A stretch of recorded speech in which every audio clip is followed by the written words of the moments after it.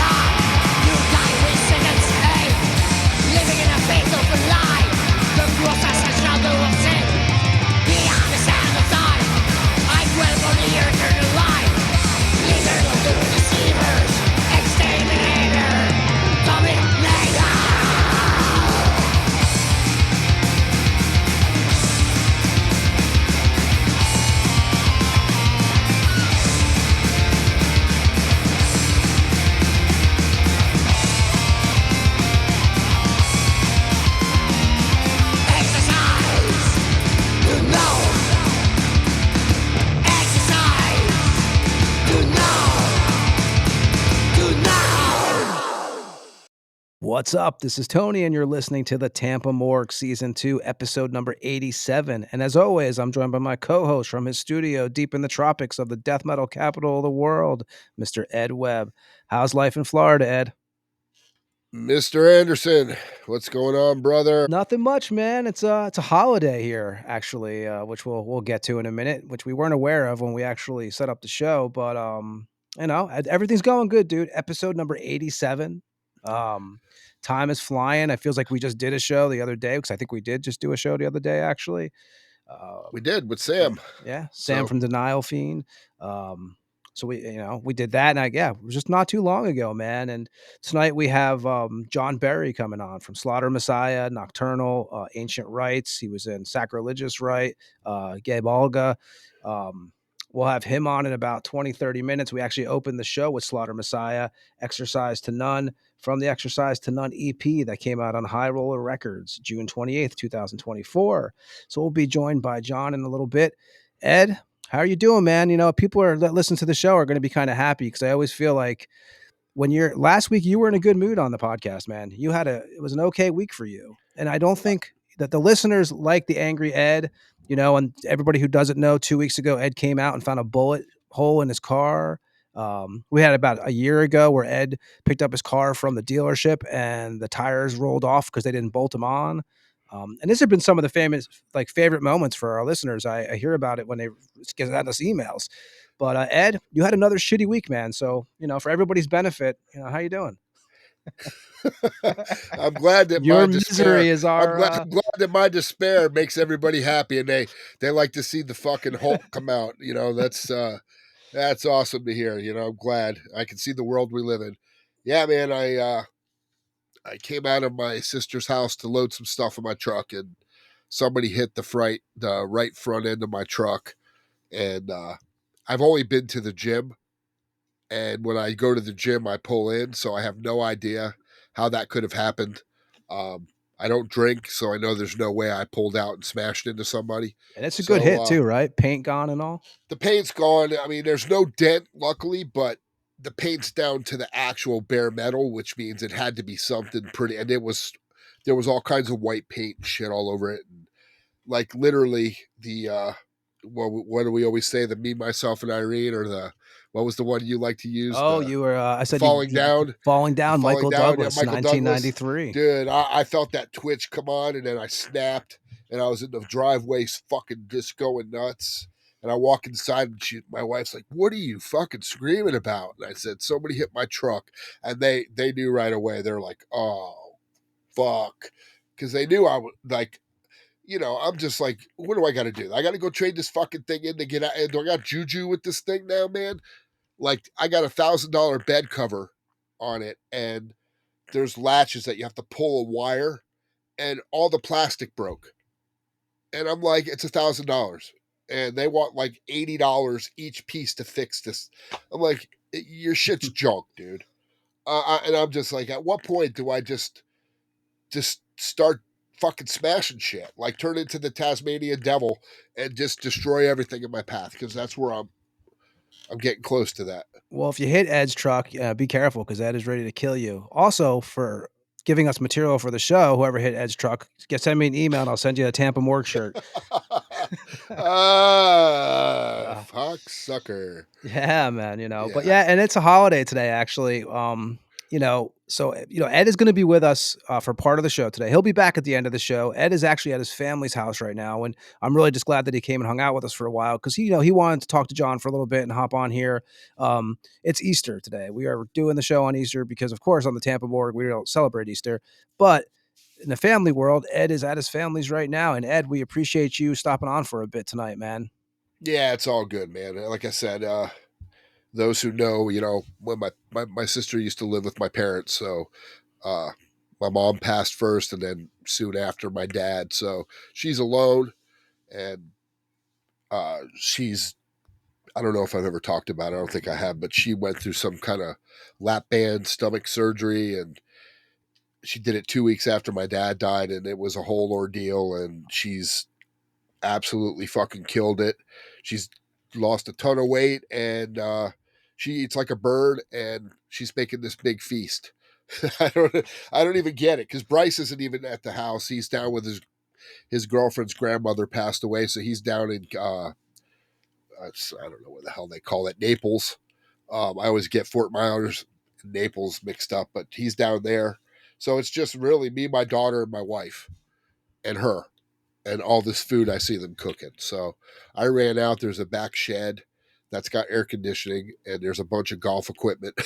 Like if you Yeah. saw the video, you'd see the golf equipment in the background. Uh, I'm just sitting out here because it's cool, it's quiet, and I have a window that I could see. My daughter's supposed to come out and come get me when dinner's ready. So I'm just biding my time. We're doing the show, going to go as long as I can, and then once I'm done eating, I will pop back on and we'll finish it. Yeah, man. Well, we appreciate you even taking some That's all time. good, man. I You don't want know. to miss the show. Yeah, Definitely man. don't want to miss it. No, it'd be cool. Definitely look forward to talk to John. You know, he doesn't hasn't done many interviews that I've seen, and I don't think he's done much press. He's the guy's been playing for years, and definitely looking forward to talk to him, man. Slaughter Messiah, I saw them. I want to say it was 2019 in Lithuania at the Lemmy's, which is a club here, which we talk about on the show sometimes.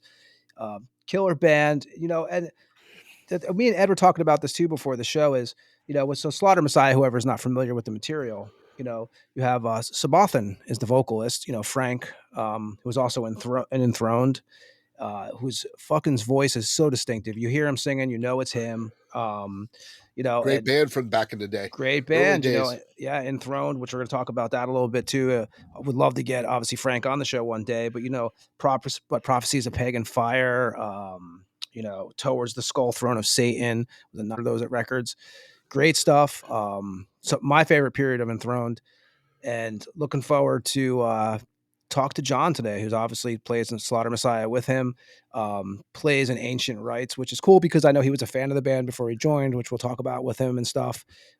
Nocturnal, which is a killer band out of Germany, and we'll talk about his past and his basically like how he got to where he is today. He also organizes gigs. He also writes for a magazine, a print zine, which, as we all know, they're rare these days. Everything's on the computer and stuff. So we'll have John on in a little bit, and we'll talk some Slaughter Messiah, some Nocturnal, some Ancient Rites, and Gae Bolga, and all his other stuff he's been involved in. So that'll be in about 10 or 15 minutes. We're going to try to keep the intro. We always say this, but we're going to try Yeah, to keep it right. kind of short.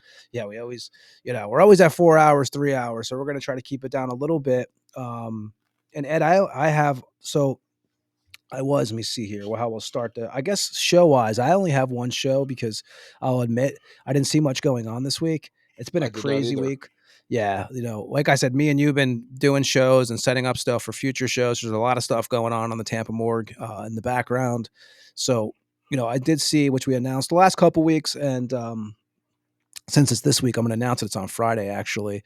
Friday, April 25th, Vile Productions present this show. Cardiac Arrest from Chicago, Extinguished from Pompano Beach, Grave Filth from Gainesville, Florida, Vacuous Depths from Tampa, Under Crypt from Deerfield Beach, Florida, and that's at the Brass Mug, which is 1450 Skipper Road, Tampa, Florida.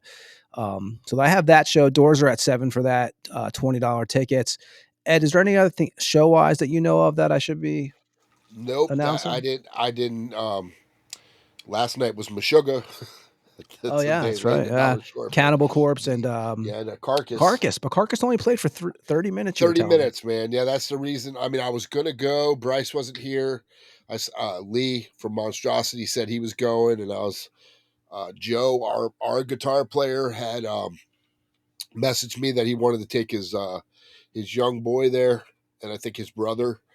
And I thought Chicago about it Joe. because I saw there were tickets for like $30, but I saw Cannibal 3 months ago when they opened for Amon Amarth.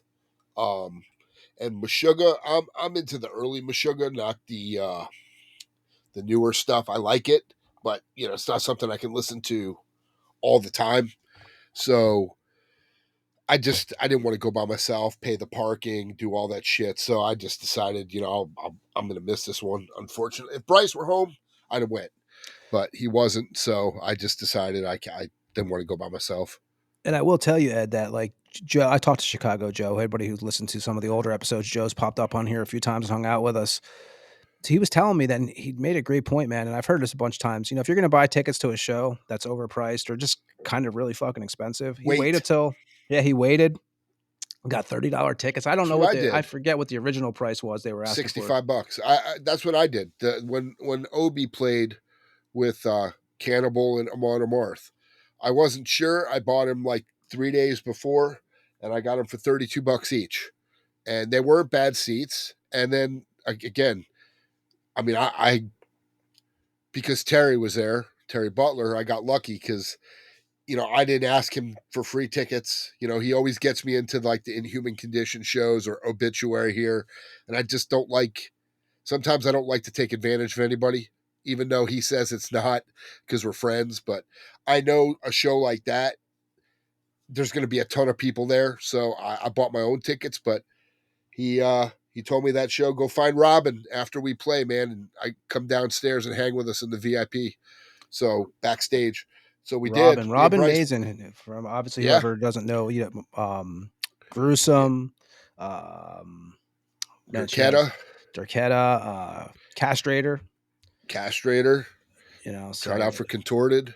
yeah, she does merch for King Diamond and a bunch of other bands. I mean, Robin's Fucking a 70,000 tons of seventh, yeah, fucking which metal. is she rules that boat when she does that. She sure does. Yeah, so Robin's, everybody in Tampa, we all know Robin, and many people outside of Tampa know Robin too in the metal world.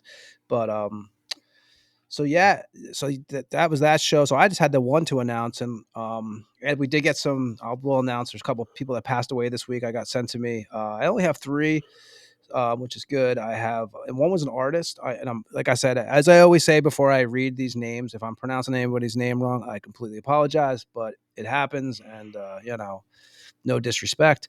Ionis Nicholas, he was an artist from Greece. He did artwork for Deep Purple, Fates Warning, Hollow's Eve, Sepultura, Quiet Riot, Voivod, Ingve, Wargasm, and actually Souls at Zero, which was Wrathchild America. 66 years old. Another one, Augusta Jupiter, passed away, 53 years old, was a bass player from the Dominican Republic. Abaddon Road, Nexus was his bands that he was involved with. And then the only other one I have is Lord Necro Inferno from Los Angeles, 47 years old. Occultist Ritual and Terra Noir, I think that says. But he was a drummer vocalist, so they passed away this week. And Ed, you want to do shows and get to John, unless you have something. Like I said, We did shows. You mean new releases? New releases, yes, new Yep. releases. Let's do it. Let's do it and get John on so that I can have as much time as possible with him before the family comes a knocking. Before my daughter comes and starts giving me the gang signs out the window. Start shooting up your vehicle. Thanks. I need some more of that. Yeah. Okay. So I'll go down the list. I have. Why couldn't somebody just come and like put new tires on my car or do something that, like why you got to fuck my car up? Do something nice. Tint my windows. They don't do that, but. Yeah, I'll name the release. I'll go through the releases that I have. I have a handful. Thank you, whoever sends them to us. Through the Instagram. I appreciate that, and I'm kind of breaking them up because we're doing a show every week. So I'm trying to kind of do a certain batch each week. So there's not like 100 of them, but I have I think I have like 10 right now. So I'll start with Profanatica. Obviously New York, Connecticut roots there. Wreathed in Dead Angels it's going out on Hell's Headbangers. Profanatica formed in around 1990, led by Paul Ledney, of course. 6 tracks on this. It's coming out on 12-inch, 1,000 copies. They put out a single for the 6th hour that I heard, which is killer. And that comes out April 25th on Hell's Headbangers. Disfuneral from France, a death metal band. Title is In Horror Reborn. Labels Redefining Darkness. Disfuneral formed in 2015. Self-titled EP in 2017 they put out. In Horror Reborn will be the follow-up to the band's debut full-length Blood Red Tentacle that came out in 2022, and that comes out April 25th. I believe all the releases I'm announcing today is April 25th. Blast from Mexico. Black thrash metal band. Black Leather Necromancy is the name of the EP they're putting out. Label Midnight Thunder Records out of Mexico. Blast formed in 2011. They put out 3 demos, a split, one with 666 Motor Sierras, if I'm saying that correct, out of Mexico. Black Leather Necromancy has 6 tracks and again comes out April 25th. Hate Forest out of Ukraine. Against All Odds is the title of the record. Label Osmos. Hate Forest formed around 1995. This is their 7th full length. This one has 8 tracks, and April 25th is the release date for that. Sacred Steel out of Germany, a power metal band. Title is Ritual Supremacy on Roar Rock of Angels Records out of Greece. Sacred Steel formed in 1996, put out a rehearsal demo in 1996, debut full length in 1997 called Reborn in Steel. Ritual Supremacy will be the band's 10th full length and a follow up to the Sacred Steel's 2016 album, Heavy Metal Sacrifice. This one has 10 tracks, has members past and present of Mystic Prophecy, Brainstorm, Angel of Damnation, Chapel of Gore. And again, this one comes out April 25th. That's Ritual Supremacy from Sacred Steel.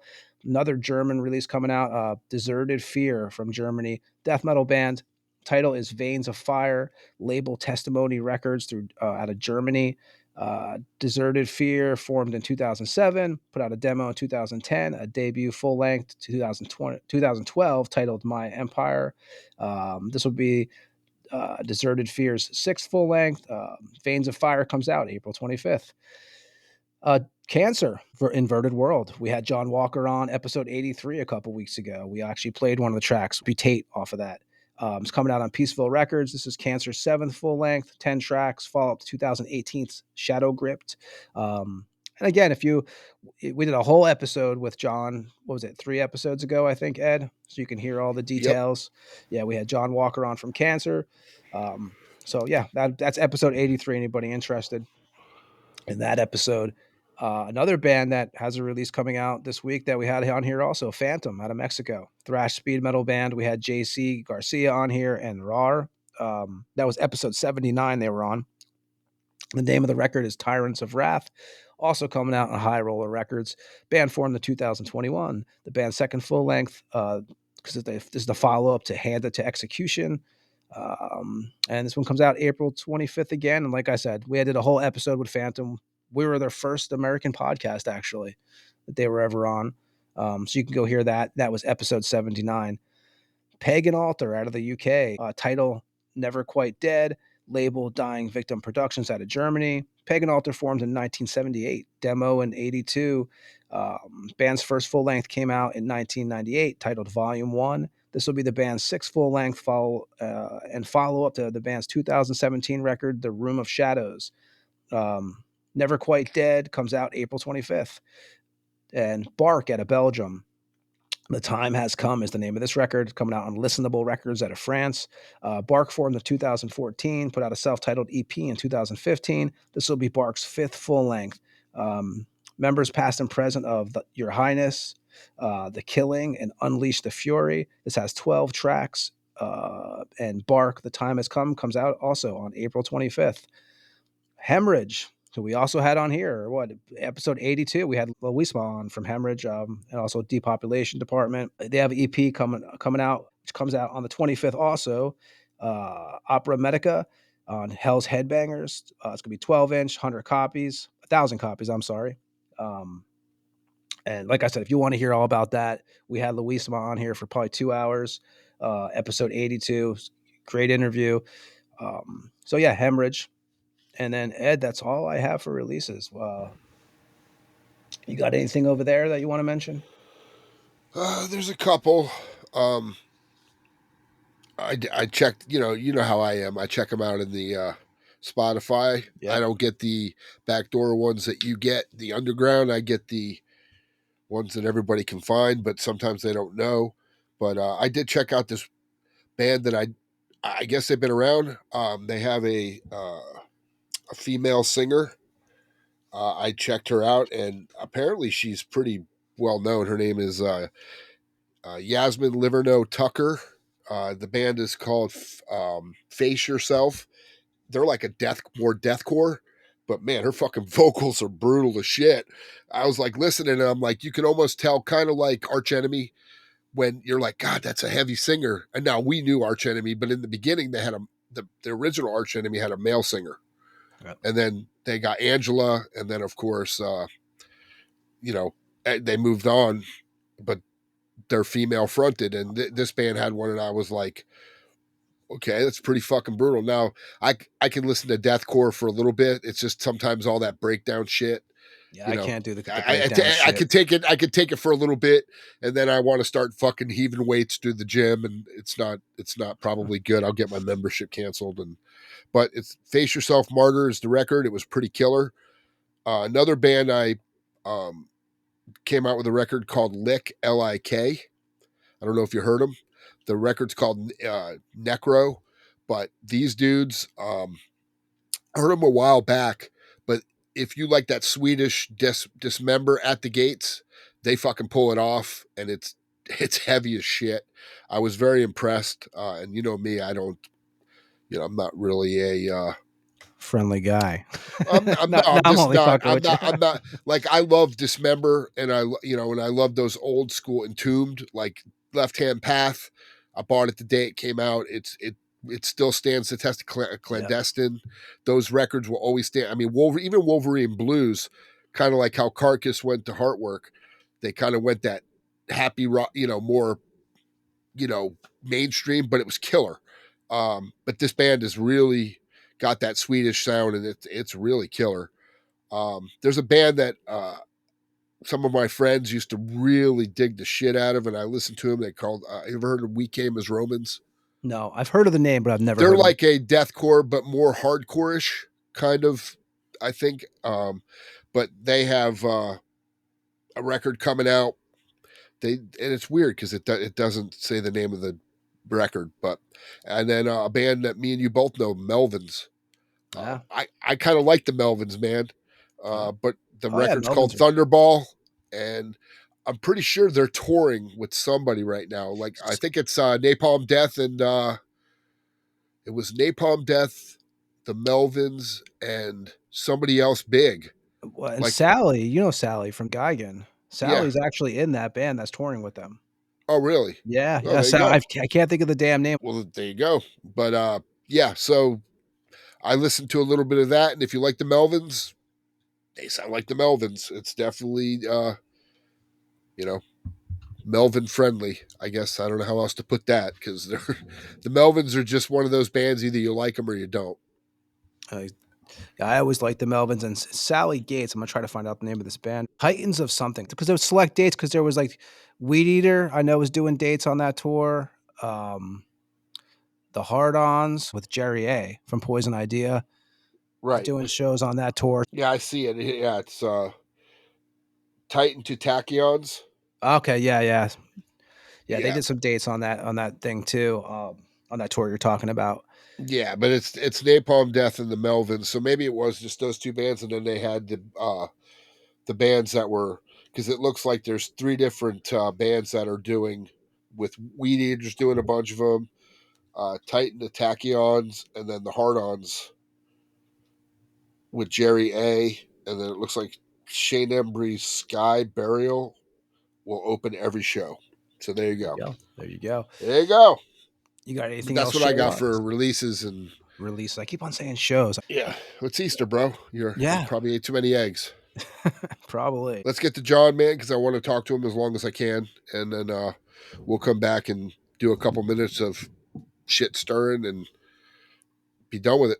Yeah, and I'm going to do this little pitch because I know we might have some new listeners. And first of all, anybody who hasn't heard us, you can find us on Spotify, Apple Podcasts, everywhere that podcasts are held at, right, Ed? And yep, YouTube. We put the audio up on YouTube. We're not big YouTube people because we don't do video, obviously, but there is YouTube audios up there to most episodes. And I'm going to go through some of our past guests. I'm going to try to do it as fast as I can here, just for the people who haven't heard. Like I said, you can find all these episodes back on on all the platforms. We had Pat from Hell Witch. We had Vincent Crowley from, obviously, Ashron, the Vincent Crowley Band. We had Bobby Gustafson from Overkill, Satan's Taint. And what's the name of the band now he's doing? With Dave Orman from Nasty Savage? Oh, shit. You're going to put me on the spot with that one. Well, I'll keep on going while you're yeah, I try to remember, yeah.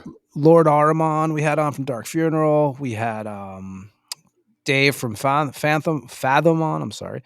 Blaine Cook, obviously from The Accused, The Accused AD, Toe Tag. We had David Howard Thornton, who played Art the Clown on the show.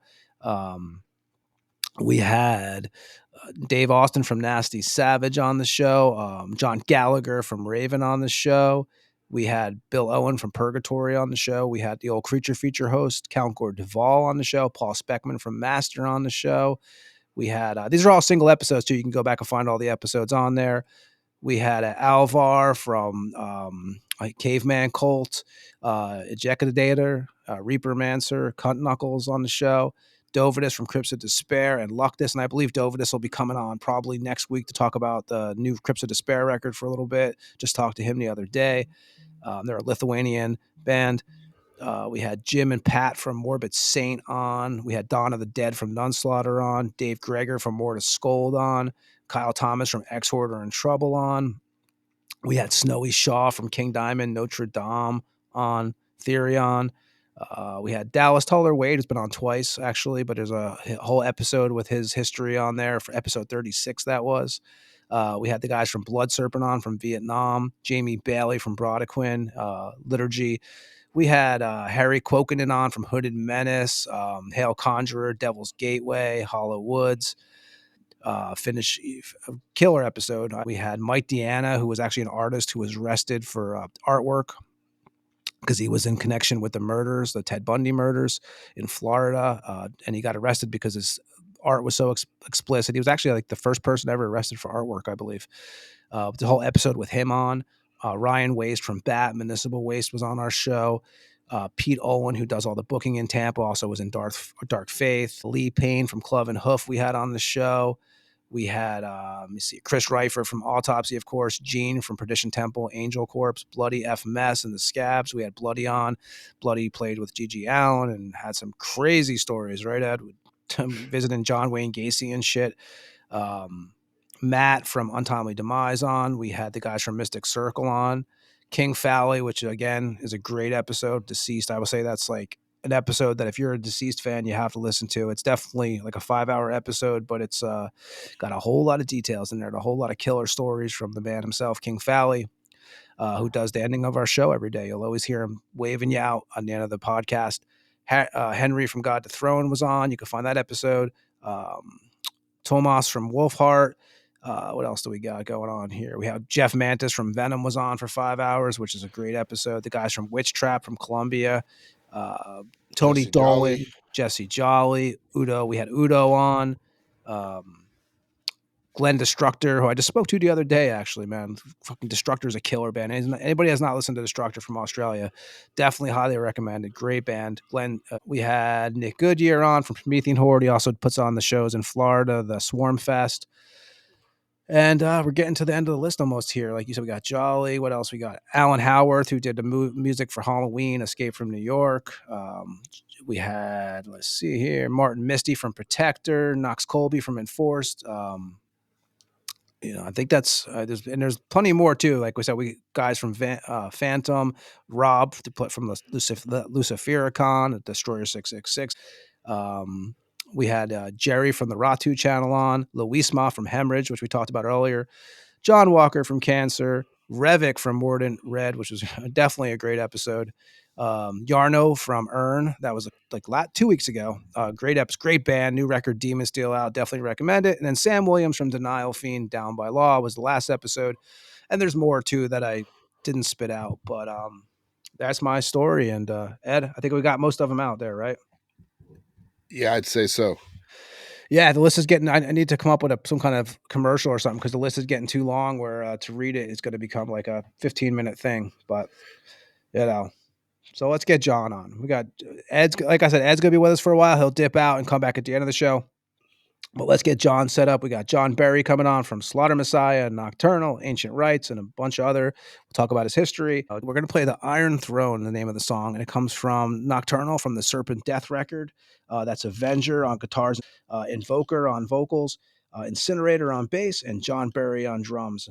It came out Dying Victim Productions. What we're going to do is we're going to play this track, and we'll be back on the Tampa Morgue with John Berry.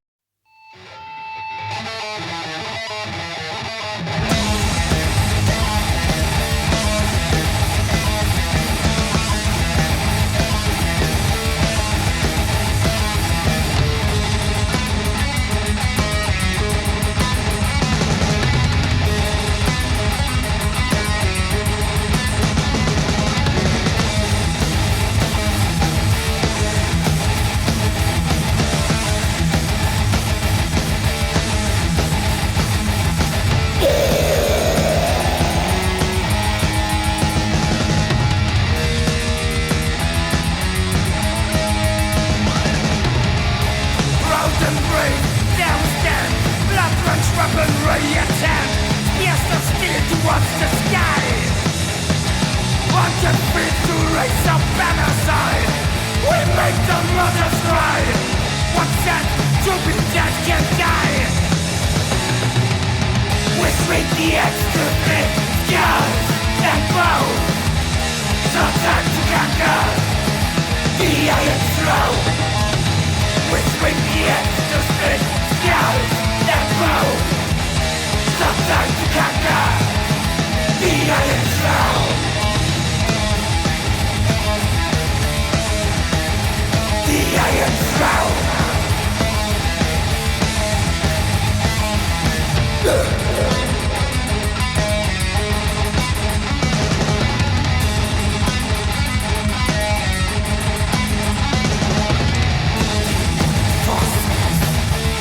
Hearts of chaos, a thousand voices scream out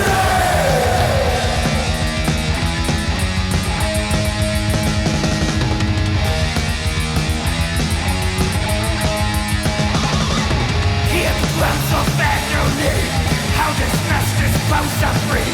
We get back what once was ours. Spreading terror, spreading death. As the swords and shields we bless. Many will fall, chosen few will stand. Until the end, we swing the axe to split skulls and bones. Sometimes to conquer the iron throne. We swing the axe to split skulls and bones. Sometimes to conquer the iron throne. We swing the axe to split skulls and bones. Sometimes to conquer the iron throne. We swing the axe to split skulls and bones. Sometimes to conquer the iron throne. The iron throne.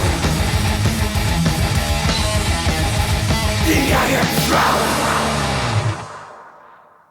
And that was Germany's Nocturnal with the track The Iron Throne off the band's 2021 album titled Serpent Death that came out on Dying Victim Productions. And now we're joined by John Berry, the drummer of Nocturnal, Slaughter Messiah, and Ancient Rites. How you doing, John? All right, yourself, sir. Doing good, Nice. man. Thanks for having me already. Fucking. Appreciate it, man. You have a busy weekend? It's a long weekend, like Easter. Off work Monday. Is that tomorrow? Yeah. So on Friday, I decided just to be fucking lazy and hang out on the couch and get a good night's rest after a busy week at work. And then yesterday, the boys showed up for rehearsal, so we're tracking the new Slaughter album. So and then the demos for one next new song, and then went on a little bit of a after rehearsal piss up as you do. I don't think I have to explain that one to you. And then Frank, our singer, stayed over the night just to work a bit on lyrics today in the afternoon. We definitely appreciate you coming hanging out with us. And Oh. yeah, man, we want to talk about some of your history. So we'll start out from the beginning, dude. What part of Belgium were you born in? I still live where I was born in the southwest of Belgium, the Flemish part, Flanders, which is near a bit south of Bruges. You might know Bruges, or Kortrijk, very close to the French border, in the little province of West Flanders. Nice, man. That's You what were I'm born in 81? born in '81. Nice, man.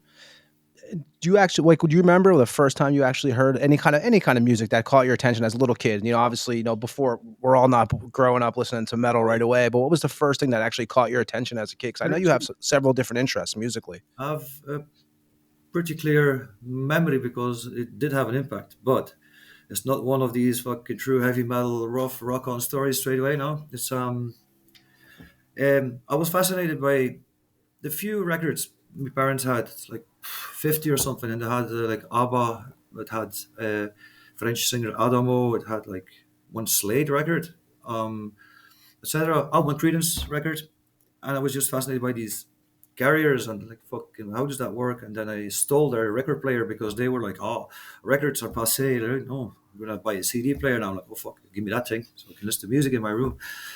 So the first impact was not understanding how uh, technically how a record worked, but fucking loving it. It must have been, yeah, Creedence, Slade, ABBA, probably one Boney M record that was spin a lot when I was around, I want to say 6 years old, something. But that rapidly changed when I discovered Queen. And then from there, discovering Kiss and Rush. And from there, um, just digging, seeing if there's more music that sounds like this, etc. And maybe if there's something harder, faster, etc., etc., etc. So yeah, and then by 91, Queen fan, everybody was raving about Use Your Illusions albums, which I got into as well. But then stuff happened in Norway, and that was insane. I can tell you, 93, 94, discovering what that black metal thing was. I'm like, "Phew, God damn it. And from there, it's downhill. Well, I just knew what I wanted to do or wanted to listen to at least. No. Mm. Do you remember the actual first record you purchased on your own? Ooh. Yeah, I do. I knew exactly. No, it was four records at the same time. You remember the Belgian heavy metal band Acid from the 80s? Yeah. Oh yeah, Oh, definitely. Yeah. 80s. What Maniac, and they had There Engine you go. Beast, and And they used to rehearse. They are from Bruges, not far from here, and where they rehearsed back then, um, there was a record store. So, and actually, I don't know the story, but I went in there and there must have been a dead stock of Acid records. So I picked up Acids. I want to say Acid or Maniac, one of both. Twisted Sister, Stay Hungry, Pretty Mazes, Future World, and yeah, Fuck Me Sideways, another one. Destruction's Release from Agony. These are the ones I purchased, like my own little pocket money. But already had been gifted by my uncle. Cheers, Uncle Ivan. His old Queen records. So I started off with a semi-complete Queen collection when I was 11 or 12, something what like was your that. favorite Queen record? Ooh, Sheer Heart Attack. Off the top of my Oh, head, it's like for what, the moment, Sheer Heart 74? Attack. Shortly followed up by the intensity and the creativity of Queen One, the first album, of course. So yeah, ask me the same question tomorrow, I might say Queen Two as well. So that's these three. What was some of the record stores you remember visiting as a kid? Did you guys have a decent selection of stores over in Belgium?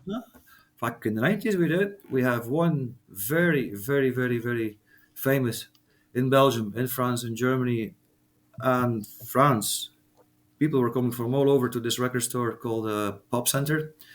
Used to be in Kortrijk, next bigger city, and the guy was a fucking legend. He passed away not too long ago. His name was Jatten, as we say in our dialect, and he ran that shop for close to 50 years, maybe even more. And then he was also the first guy that brought Rush and Iron Maiden or something to Belgium in the very early fucking days. So the guy's a legend. And I can promise you, just pick up the first metalhead you see in Belgium, like over 35 maybe. Ask who Jack from Pop Center is. He will definitely tell you. Yeah. And then that was closed, but then I went to Ghent. And there was this second-hand, not records, but more like CD store. A weird little guy like behind the counter, but he had good CDs. Like, well, now we would call them OG CDs, but then that's just what yeah, you know. And he even had some cool shirts from time to time. I remember finding a Warlord Cannons of Destruction original long sleeve, which I still cherish. A fuckload of CDs. I used to not eat over noon just to save money to go buy records and CDs at that place. And then Brussels, the better known ones. Um, oh, how do I say this? This is French, actually. Fucking Electrocution Records, which is run by Kirby, also Belgian thrash metal guitar player, legend guy. Um, used to play for Warhead, if I'm not mistaken. And Antwerp, there was a few, but never really made it to Antwerp, a bit too far, and enough to find here around the corner. Mm. And the one in Bruges, of course, that I just mentioned. Yeah. Mm. Nice, man. And what was the first show you ever attended? Oh, I want to say Pink Floyd in '93 with my neighbor. That's not a metal. That's not a metal show. Does that count? Yeah, it counts. Yeah, it's definitely first show, man. It was proper impressive for a 12-year-old. I can tell you that. Yeah. Hey, yeah. What was your first metal show? Since you mentioned that, Sorry. what was your first metal show? Since you mentioned, Um. Oh, hmm. Can't remember which came first, but I think it must have been Vader and Ball Saget in '95 extreme metal show. Yeah. But there was at the same time. Yeah, I'm not quite sure, but 80% Vader Ball Saget in a also meanwhile legendary but torn down venue called the Steeple, which is basically was the venue where we went every week, 10 kilometers away by bike and see all the fucking bands in the '90s. Just shout a name, I'll tell you. nice. All the big names from Gorgoroth to Lord Belial to Dismember, from '94 until 2000, like the good era. Nice. And Fantastic when place. did you actually like? So is drums your first? Is that the only instrument you play? And is that the first instrument you actually hopped like sat behind? It is the one that I play affordably enough to be confident to play in a band, but I wanted to be a bass player or a guitar player because my friend back in school, he had his parents bought him a guitar. He's still playing. He's still doing black metal. Um, he was learning Wednesday afternoons, like no school. Wednesday afternoons, he's learning, and I'm learning with him on his guitar. And he got pissed off because I had a very good, like, what do you call that, double picking wrist. Strum hand or So yeah, so he was still struggling with his ding ding stairway to heaven, and I picked up the first riff of Mother North. It's like, hey. So I'm like, all right, but I wasn't allowed to play music back at home. It was not really endorsed. Let's say you get your own money, fair deal. And then another friend and his parents bought him a drum kit, and I'm like, fuck, how does that work? And he showed me a couple of basic beats. I'm like, all right, that might be it. And that it was. But I never had a drum kit until I was 24 when I had a bit of money from my first job, and then bought second-hand kit for something like €200, Pearl Export Series, Ferrari red. I'm still playing it at rehearsal. Still standing, still holding there. With three brands of toms. Meanwhile, it's a Frankenstein thingy, but yeah. and you're self taught, right? You never had a lesson. Uh, my friend just he taught me the da two step. That's it. And from there it was Headbangers Balls, Dave Lombardo, Paul Bostoff, and all these motherfucking idiots that just want to fucking make you eat your steaks and all. And Uh, just copy, and fail, yeah, miserably. And just start playing with guys and blah, just figure it out as on the go, yeah. And I've read that you're a fan of like different kinds of music too, right? You're also a fan of like Southern rock, Irish folk, and like Yes, obviously black and death metal. But you're pretty, yes, you have a varied taste in music. yes. Eclecticism is a virtue, I say. It's the change of menu that makes you eat or keeps you hungry. And you also do reviews for the what Rock Tribune? Yeah, that's Nice. What? one of the few remaining printed magazines here in Belgium still running. It used to be like a newspaper magazine called Mindview, and then developed into Rock Tribune, maybe already close to 20 years ago. Over 25, yeah, definitely 25, 20 years ago. And it's still going. And it's a bit of it's in Dutch, so it's spread through Holland and Belgium. Um, Aardschok, maybe the Dutch magazine, or I don't think I've heard maybe of that one. maybe UK Metal Hammer or something. Yes. That. Oh wait, that I've got some here, but let Oh, me nice. find one with a decent cover picture because fucking these record companies buy the covers and put these fucking shite bands on them. Oh, oh, yeah, no, gonna have to disappoint. Oh, severely. That's how it looks like. Yeah, nice. Is Yeah, it? the print ones are rare these days. According to. Um, ah, some kudos to Mike Hammond, right? Okay. Yeah, exactly. Um, No, I'm not going there. And this is just if you want to burn your retinas. There you go. yeah, but like you said, print magazines are rare, man. I used to write for a zine back in the day too, and it's like a lost art now. Everything's online. Yeah, true that. Even they were considering to go full online. They have a website now after a while. I'm like, fuck, don't keep at least this tradition. I mean, nobody's getting rich off this, but it feels nice. Like it's Yeah, like a it's record, something palpable, something Yeah, you're on the shitter. Fuck, there you go. You're not scrolling your phone.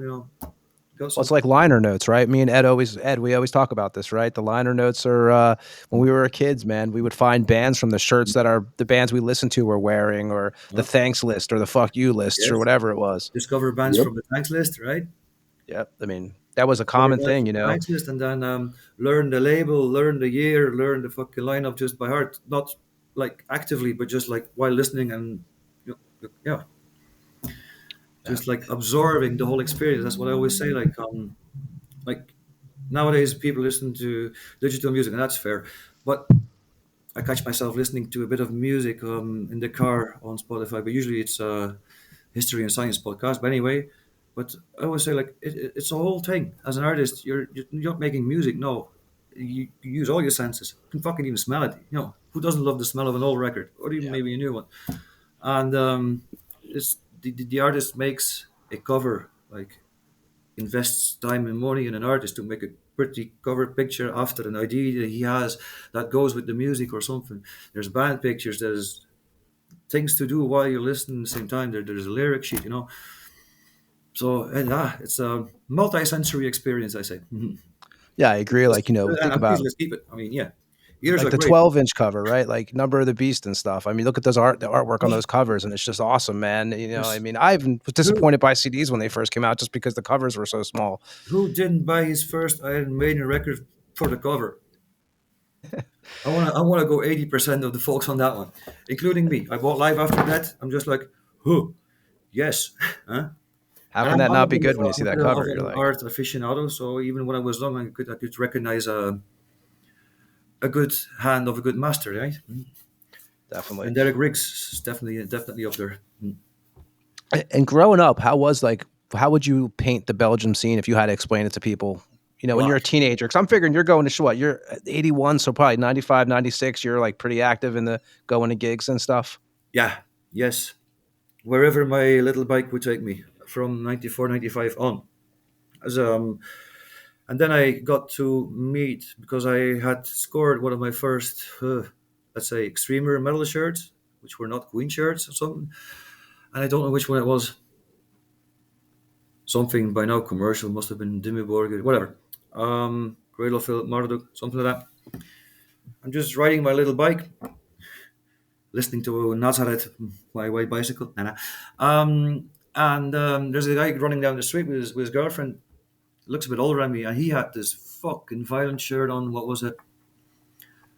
What was it? Fuck me, Jesus. Was it Christ ripping black metal? I'm like, oh, we might have aligning, matching tastes. But I was always going to the city center, and he would always be walking back with his girlfriend. It turns out his girlfriend lived around the corner from me. That was the first metalheads I met. I'm like, huh? You also like metal? I'm like, fuck. I'm gonna say yes. Like, I mean, I'm pretty new to it, basically. But anyway, but they were older, a year or two, and they got driver's licenses. So I just hitched many rides between 15 and 18. Yeah. Yo. And then the gang got bigger. There was a metal bar here a bit further down, 10, 15 kilometers. Still running, changed names though.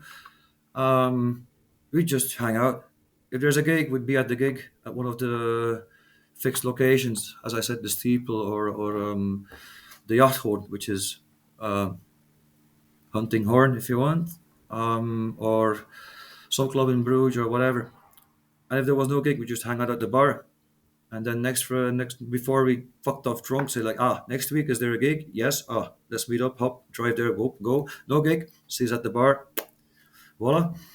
But I can tell you, like when the Metallisé agency was running in the 90s, there was weekly one or two gigs. That was always good. We also had the Bebop Club, who did a bit of the bigger bands, like you must remember the Gorgoroth Satyricon and Dissection Tour. 95, 96, might be 1 year off. Fuck, Frank, our singer's going to kill me because he's a expert on dates. Um, and from then on, yeah, like in my town, it's an 8,000 people town here. Um, Probably these were the only three metalheads. So that young couple I've just met, Bjorn and Hallode, shout out. Bjorn has a great band called Taranis, by the way. Should check it out if you like some old school battery. Yeah, there's just the three of us. But as I said, the bar a bit further down the road is always full of people. I had a little gang, like a little gang of Southwest Flanders, or a little gang of Brussels, and a little gang of Bruges, but we'd all like steam up at that central point, and voila, wing it from there. And the elder was driving. We were like, no, well, not driving, no license yet. And you actually organized gigs, or you did, for the Ages of Metal in Belgium. Yeah, that was an old friend of mine started that, and quickly asked me to join in if I could lend a hand because I was sound tech, a stage manager, and all that as well back then. And he could use my hand for the technical things. And I said, like, fuck, sure, man. Sounds great. And soon became more than just helping out, booking bands, like scouting, if you want to call it that. But we were still our big new wave British heavy metal addicts. And there was a bit of a resurgence, if you want, in England. Was that 2008, 9, 10, etc. It's still fading out a bit nowadays, but anyway. And yeah, we just tracked down our favorites, saw what's possible, and brought them up there. And actually, it began by my friend Bart getting contacted by must have been um, Avengers. Fucking, oh man, he's gonna kill me bad. Sean's brother, the drummer. Fuck, Gary. Sorry, Gary. Like, oh, we're looking for a gig. We're reforming an Avenger. You know, the ones from Killer Elite and Bloodsports. And my friend is like, "Phew, I fucking love Avenger. What's how we? Make sure we get drunk and pay us a tank of gas or something." And then he started building this whole Ages of Metal festival around it, right? And then from then on, one edition can't stand on one leg, and then offers came from other bands like, "Oh fuck, you're doing that again?" Because hey, we're gonna be on more of these English bands. Like, and we're like, "Yeah, man." Almost, almost like shooting fish in a barrel, you know. And they kept coming until the point the fifth edition we did 2 days. I got a bit messy because, god damn it, we installed the camping. We were allowed, but the guy that allowed us to do organize a bit of a camping in a field near the water did not know that this ground was severely toxic, poisoned, and not sanitized, like ha ha ha, so etc. And then the 2 day edition, we had like really cool names on Manila Road, etc. Diamond Head, the posters back there. We'll have to look it up. I look it up, and I said like, "Fuck, we can't do better. Fuck, you know, you can't go down, but we can't do better unless we go to a bigger venue." There you go, bigger venue, more expensive, more stress, more rules, regulations, less rock and roll. So like, hey, better just like keep it there and end with a bang. But there were several little aftershocks and bangs because I did organize club shows for touring bands that were on the way in the exact same bar that I was just talked about under the Ages of Metal moniker. So bands would just ring me up like, "Hey, can you give us a stage?" I'm like, "Yeah, fuck." And then they would sleep here. I have a band room upstairs. Always good crack. Then my own bands got too busy. I'm like, can't really put up gigs anymore now because, yeah, I'm out there. Eh? Yeah, So you do that's a how lot. that cookie crumbled. Were you? So I'm sure you were. You were. So you were obviously you were like aware of the Enthroned stuff before you worked with Frank and all that. When you were growing up, I mean, obviously, you became Sure. aware of it. But like when you're like a teenager, are you listening to Enthroned, like the '94 album, the '95 record, and stuff? Big time. I mean, it was like every week. No, oh, sorry, like every month. And now, without exaggeration, at least once in 2 months, we could go and see a gig with Ancient Rites and Enthroned on the same bill, joined by other Belgian top black metal acts. In my opinion, Iconoclasm or Avatar or Moribund, and we would never get fucking sick of it, of course. And I remember scoring the '94 demo of Enthroned from Christos Pajdel, somewhere in the front line in Ghent in, I want to say '96. And he had a copy left in his like wooden cases of obscure demo tapes. And I clearly remember there was a gig on, not the bands, but it was the day that the Skull Throne of Satan, the second album, came out. And CD stalls at the gig, and everybody knew Skull Throne was coming. I could swear it was like flies to shit, bees to honey, you're screaming Beatle fans running to the front row at a fucking gig, like, and the stack of CDs are bam, just like that, just like that. And Tron wasn't even playing. There you go. Nice. And it's a good thing Eh, the CD is already grey, but I played that thing grey, black, blue, and back and forth. So much that when Frank asked me to study some Drone songs, I'm like, I could probably just make it up as I go because I know these things so very well since '97. And then their famous tour in '98. I saw them in '96 on the tour with eh, Frank. Help me, fuck! He wanted to stay around, but it got late. Bewitched, Sacramentum, Enthroned, Ancient Rites. Yeah, that tour in '98. The tour with Light of Golgotha and Dark Funeral. And from then on, we were all hooked. Yeah. do you remember the moment you knew you wanted to be in a band? Like, was there a was there a time where you're just like, you know what, this is what I want to do. I don't want to Sec- work in an office. I don't want to work in a factory. I want to tour. I want to be in a band. Do you remember like when that kind of came across you? yes. The first time I played that fucking ABBA record, I'm like, there must be a way to do this somehow without tooting horn. I didn't know what I was saying when I think about it. I said like, fuck, it would be great if I could create something myself. Um, and then it took a long time until I got to buy my first kit and join that black metal band and start playing drums. But I already I was singing in a heavy metal band in the early 2000s as well.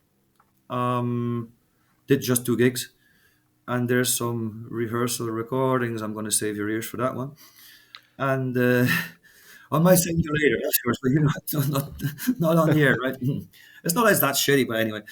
And I had a band with this guy Bjorn, the first metalhead I met here in town in '96. We were just fucking around with this guy that got a guitar from his parents, and Bjorn already had a band halfway, so he already knew how to play something. And we were just sitting in the couch while his parents were off for the weekend, and we had no microphone, so I was screaming inside one end of a headphones, and I said, it looked like fucking Bane from Batman there, and screaming Beherit covers Gate of Nana as 15-year-olds. There you go. You keep that as a mental picture. And your first time on stage was actually singing, like your first Mm, time playing a ah, live gig. again, not quite 100% sure if because for the anniversary of a metal bar, we just studied few AC/DC covers in 1 week and just like fucking winged it and played them. Um, and then I don't know if I played with the heavy metal. Yeah, no. The first gig must I was singing. Yeah, defo. The year before. Yeah. Mm. And you mentioned the Raw Black Widow band. So Yeah. if I'm saying the name wrong, man, you got to correct me. Feel free. It's no problem. Right. Kythrol? Like it's Kythrol, like the third Kythrol. side of Kythrol.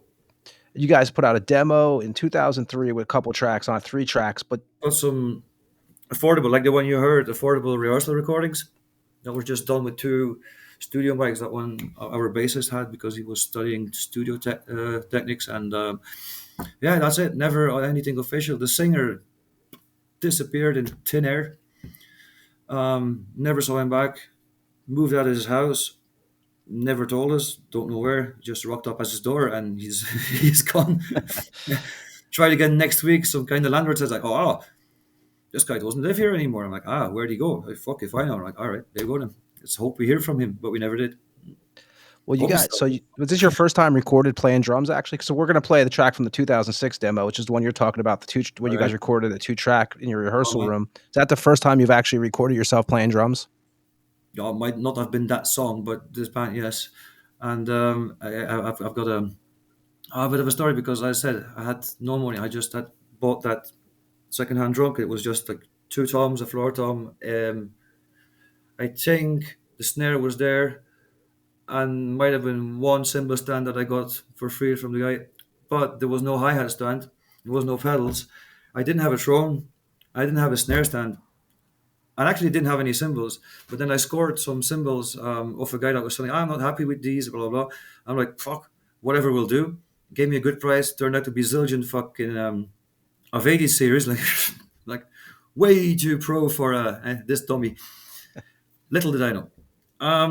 And then I improvised a hi hat stand, but just from a clamp with a little arm where you would put a cowbell or something like with you know what, tape and what do you call these hi hat seats or just like so it didn't go open and close anything at all. And the snare stand I improvised with a farmer's milking crutch upside down, and on the three legs put the snare. So and then something underneath it to get it a bit higher because I'm a tall cunt. And then my throne was two plastic garden chairs stacked on each other. And then my old friend said like, I've got this pair of pearl pedals I'm not using anymore. They're a bit ropey and all blah blah blah blah. I'm like, fuck, that'll do. Let's get started. Nice. And that is exactly how I recorded that thing that you are about to play. Well, we're gonna play that right now. We're gonna play it. So I Kythrol. don't, and this was not an excuse to for the shoddy quality or the ropey drums. Not at all. It's It's just it's definitely raw, man, but it's cool. It's from 2006, so we're gonna play. It's called A Deeper Shade of Black, and right. we're gonna play that, and we'll be right back with John after this track from Kythrol. This is A Deeper Shade of Black from the 2006 demo, and we'll be back on the Tampa Morgue after this track. A deeper shade of black.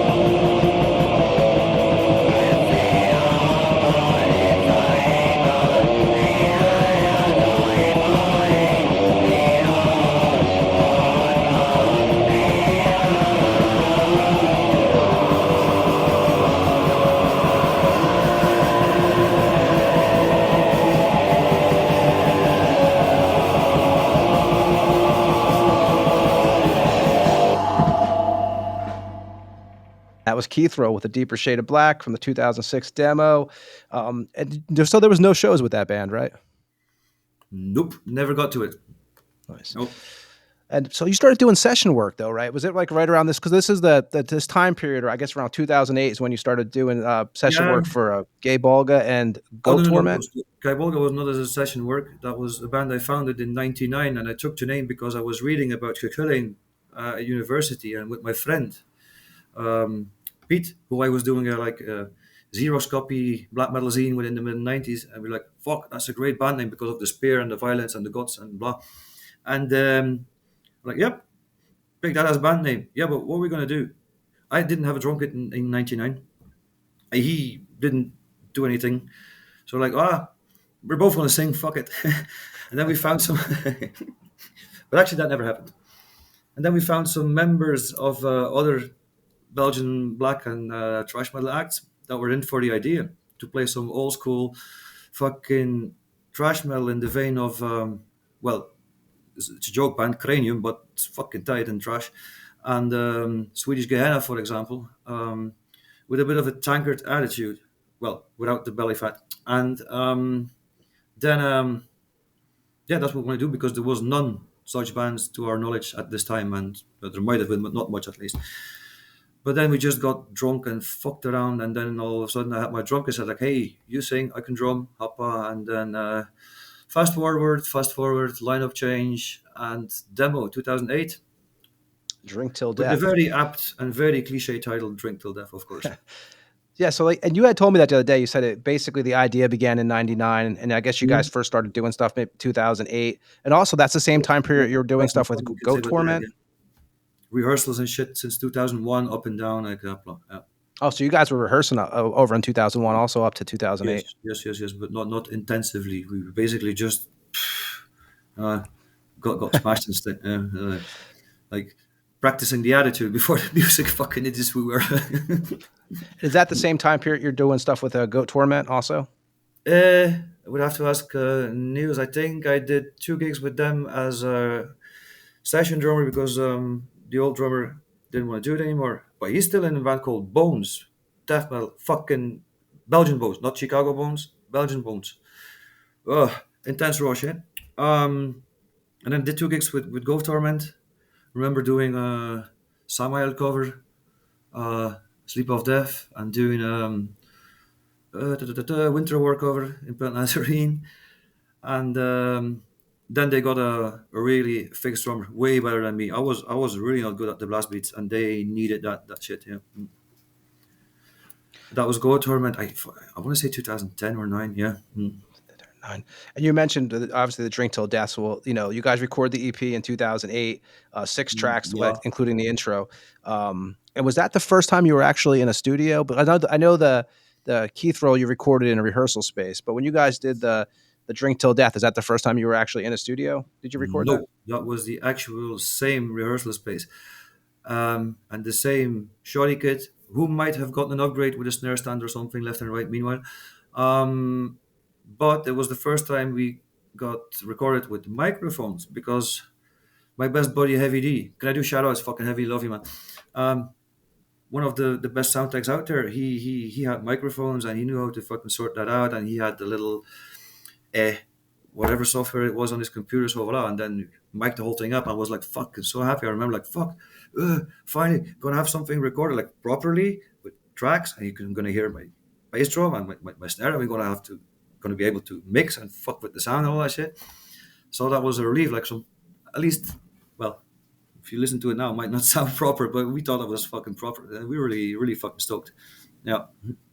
You have to know the basics of some of these songs, and especially the lyrics had been written in 99, 2000 already. Yeah. What was your guys' first show? Can I call somebody? I know, we're going to dust off your brain a little bit tonight, man. No worries, no worries, no worries. It's just like my fucking shoddy memory, man. I'm just fucking.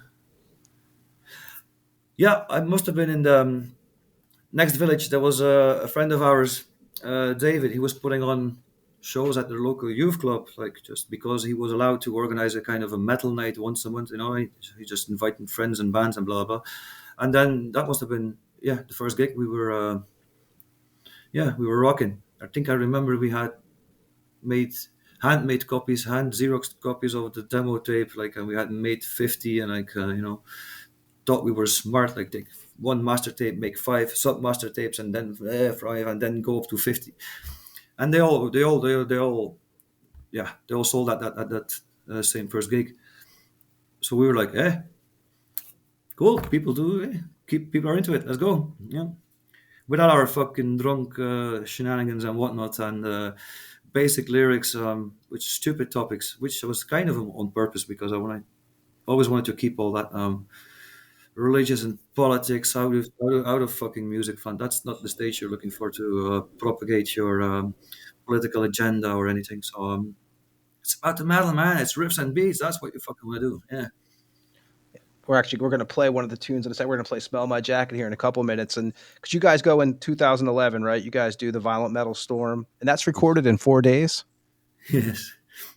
More or less live, recorded in 4 days, under the enjoyment of lots of pizza and beer and Nintendo 16 bits all through the night. So it was drums, guitars, um, and bass all together live in the studio, and then overplayed the solos. Well, that's actually a sad and funny story. And vocals afterwards. Voila. All the rest is live in studio. Yeah. So the lineup, right? So you're the lineup on this record. So I mean, there's like different names. So I see Danny Copperwire, which is Yes. Cohen on vocals and bass. Yes. Who's also with Demonizer and Dark Ages. Yes. Another And a band guy that named actually. Steve, which goes under what? Ian McNamara Namara, yeah. on guitars, and Marnix on guitars. Yeah. Schwarzkopf. He So had black hair and is using that fucking shampoo for his mains. There you got it. and who was writing most of the material in that, like the music in that? But were you guys all putting it together, or was there like a main writer? Wait, for the demo, it was Ian, then, and me on the drums. But I didn't know what I was doing. He already got that sorted out. He was a master rhythm guitar player. Man, this guy, I wasn't being the drummer. He was being the drummer. I was following him. He was so much tighter than on his guitar than I am was on the drums. Not anymore, Ian. Don't dare. Don't slip into my DMs now. And so him and the old guitar player. What was his name again? Don Cricket. You can see that on the Drink to Death demo. And then the album was composed with Ian, Danny, and me. Yeah. I wrote some Nice, lyric man. ideas. I had some drum ideas that I really wanted to have in there somewhere. I helped out with some structures. And probably it's also my fault that the songs are sometimes a bit too long because I just couldn't let go of a good riff. Well, you guys also bought what? You had Oliver from Enthroned do some solos on that record. Yeah, well, that's a bit of a side story because Marnik Schwarzkopf, before he went to studio, 3 months before, he had a major car accident, just like went under a trailer and got a hole the size of a fucking tennis ball in his head. So Oh shit. he never really, really, really recovered from that. And at least his fine motor skills not enough for thrash metal. Fuck, he thinks he's still sad about it. Fuck, man. Sorry too. And but then we had no solos, and Olivier from Enthroned, who was also working at the studio. Actually, the studio was Blackout Studio, owned by then Jeremy of Enthroned, the bass player. He was Okay. also in Emptiness and yeah, a fuckload more. This guy plays everything, and so I'm like, yeah. And then Olivier just said like, let's see what I can do or something, or even didn't tell me. But I do remember getting the like first mix down. It was like these solos, like I remember the goosebumps when I just heard the Blood of the Demon with that solo. He just improvised all over the fucking thing, man. It was like, oh, look at that shit. And he says, oh yeah, just strumming, riffing, fiddling, and we're like, man, these notes are crisp, clear, precise now. Yeah, well, if you want, you can keep them. I'm like, I would not have asked you, sir. Fucking, we're keeping that. Can you do more though? Because I think only 4 songs have a solo. And who did the cover art for that record? My uncle, that gave me the Queen records when I was 12. Oh, there you He's go. It all comes back around, right? Ah man, it's all Yeah, it's all intertwined. It's all circles. It's all connected, and fucking love it. My uncle, he's still a professional comic artist. He does graphic novels about world wars, war stories, etc., etc. Possessed with the First World Wars, like me, and I wanted to have actually an artwork by fuck, what's his name again? Swedish guy. Oh, hey, right, that's a good question. Do I get fucking bleep when I No, swear? no, no. We do Ah, whatever we want. Yeah. I told my friend I would sound like Beaker from fucking Muppets. Anyway, You can say whatever you want, man. Yeah, it's totally. all right, cool. So I wanted to have an artwork by Ola Larsson, who did the covers of this of Cranium, the Swedish jokish band. But I liked the drawing style. I'm like, oh, dude, and I found him. He's like, dude, do you have some artwork, or can you draw something and do something for us? He's like, all right, let's see what happens. He's like, what you got in mind? I'm like, we want some roughly just a disco getting slaughtered or something like that. And you're like, all right, well, finally, don't have much time now. I'm like, oh fuck, but I've got this lying around. And he sent me an airbrush thing of a warrior that looks like Odoric from Christopher Wimp, if you remember that guy, with swinging an axe. And yeah, the technicality about the thing was great, was cool, but not our style. And we don't need airbrushed things. Like airbrush for me was, I felt the same for airbrush than what I feel for AI now. Yeah. As we need to fucking airbrush artists because these guns can fucking do something. But that's not what we needed, right? And then we were running short on time. I just asked my uncle, "Fuck, do you have some time?"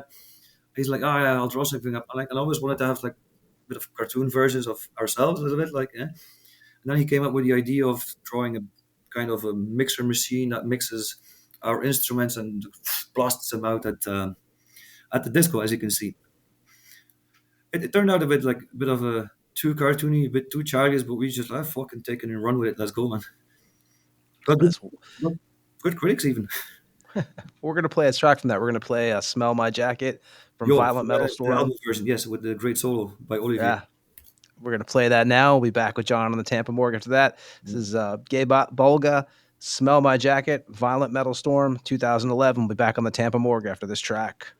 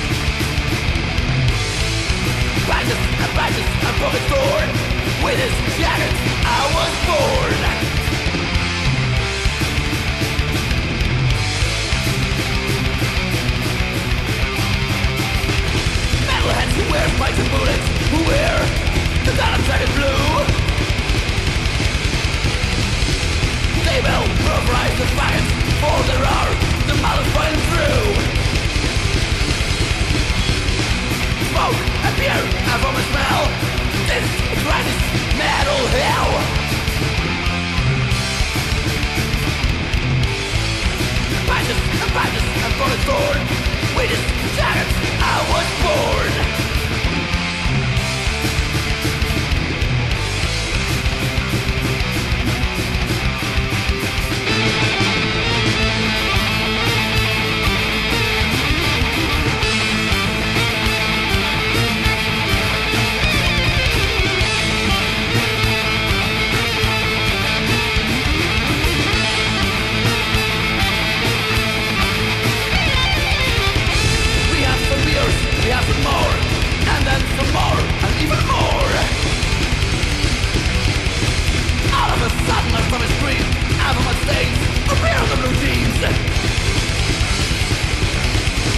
Smoke and beer have on my smell.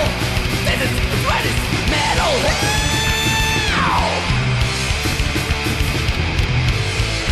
Badges and buzzthorn. With this jacket I was born.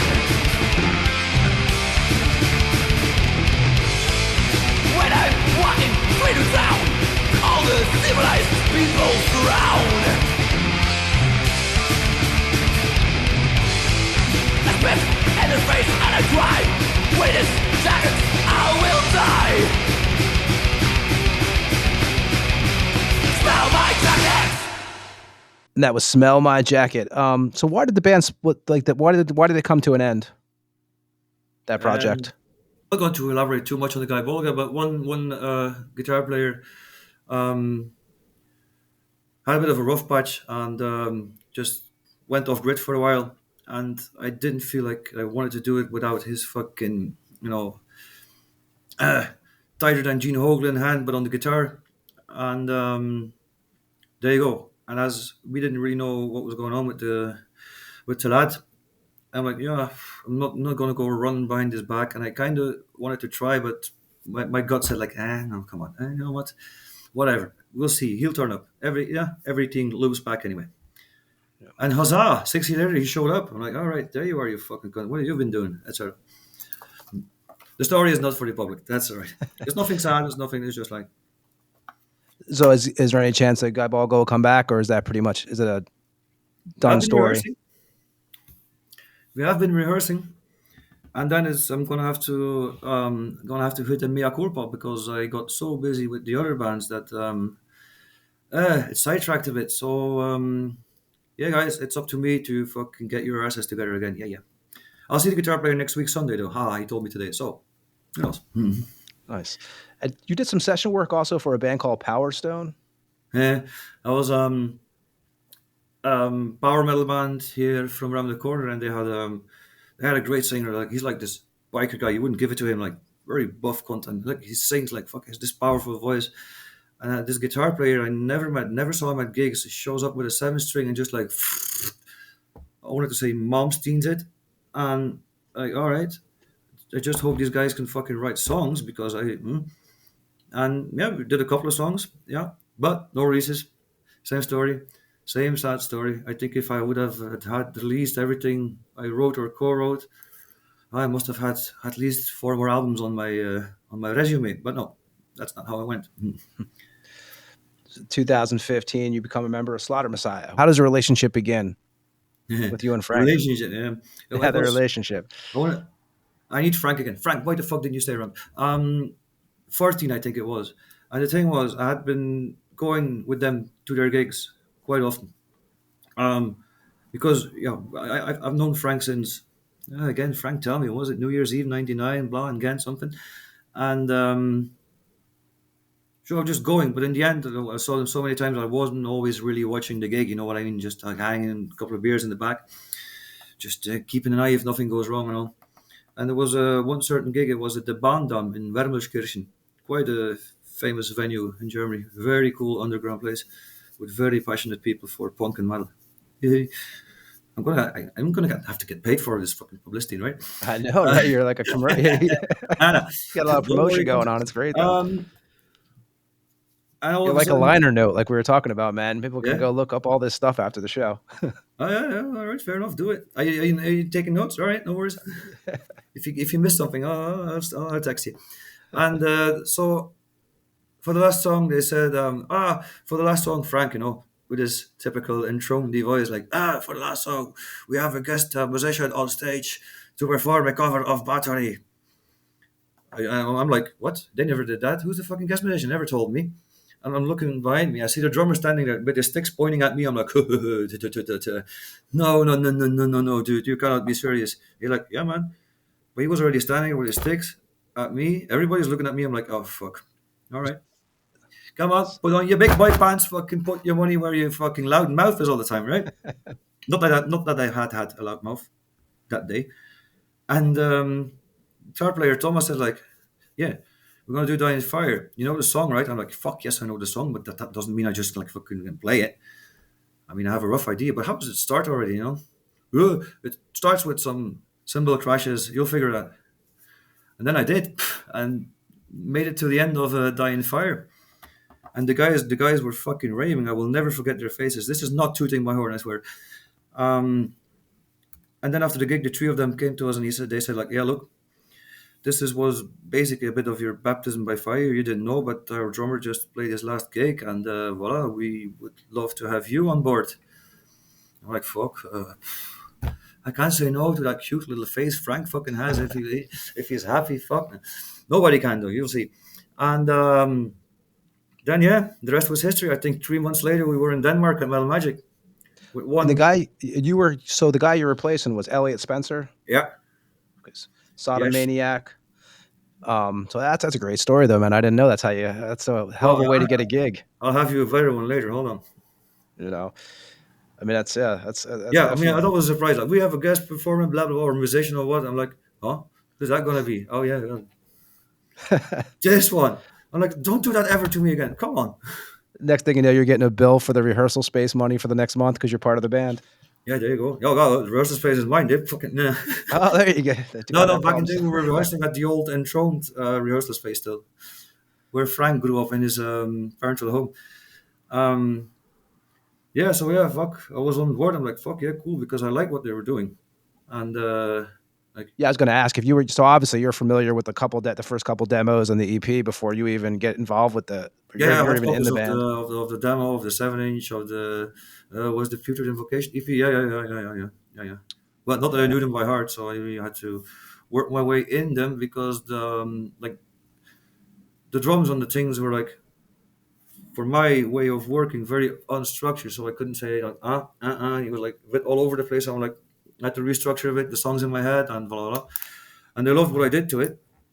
So then off we went, sir. Off we went. Yeah, that's a I was going to ask you. Obviously, your first gig with them was one of the cooler stories I've heard on the show. That's so there you go. Your first gig was a surprise for you too. Yeah, Um, there you go. yeah, Yeah, and you you guys. were on fire, right? I'm like, fuck you, Thomas. Yes, that doesn't mean I can play it. I'm like, fucking lucky it wasn't like, I don't know, chalice of blood or something, you know what I mean? Or So, and your fucking first spiritual release with healing the or band something. was the morbid reincantations. That Or was the first. reincantations, yeah. Yeah, which was actually what? So that was old songs that dated back to like 2011, right? That they wanted to re-record. Yes, they hadn't recorded them yet.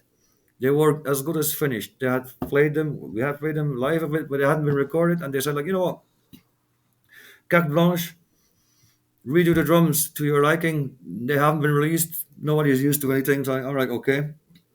That's why it's called morbid re-incantation, because and did that.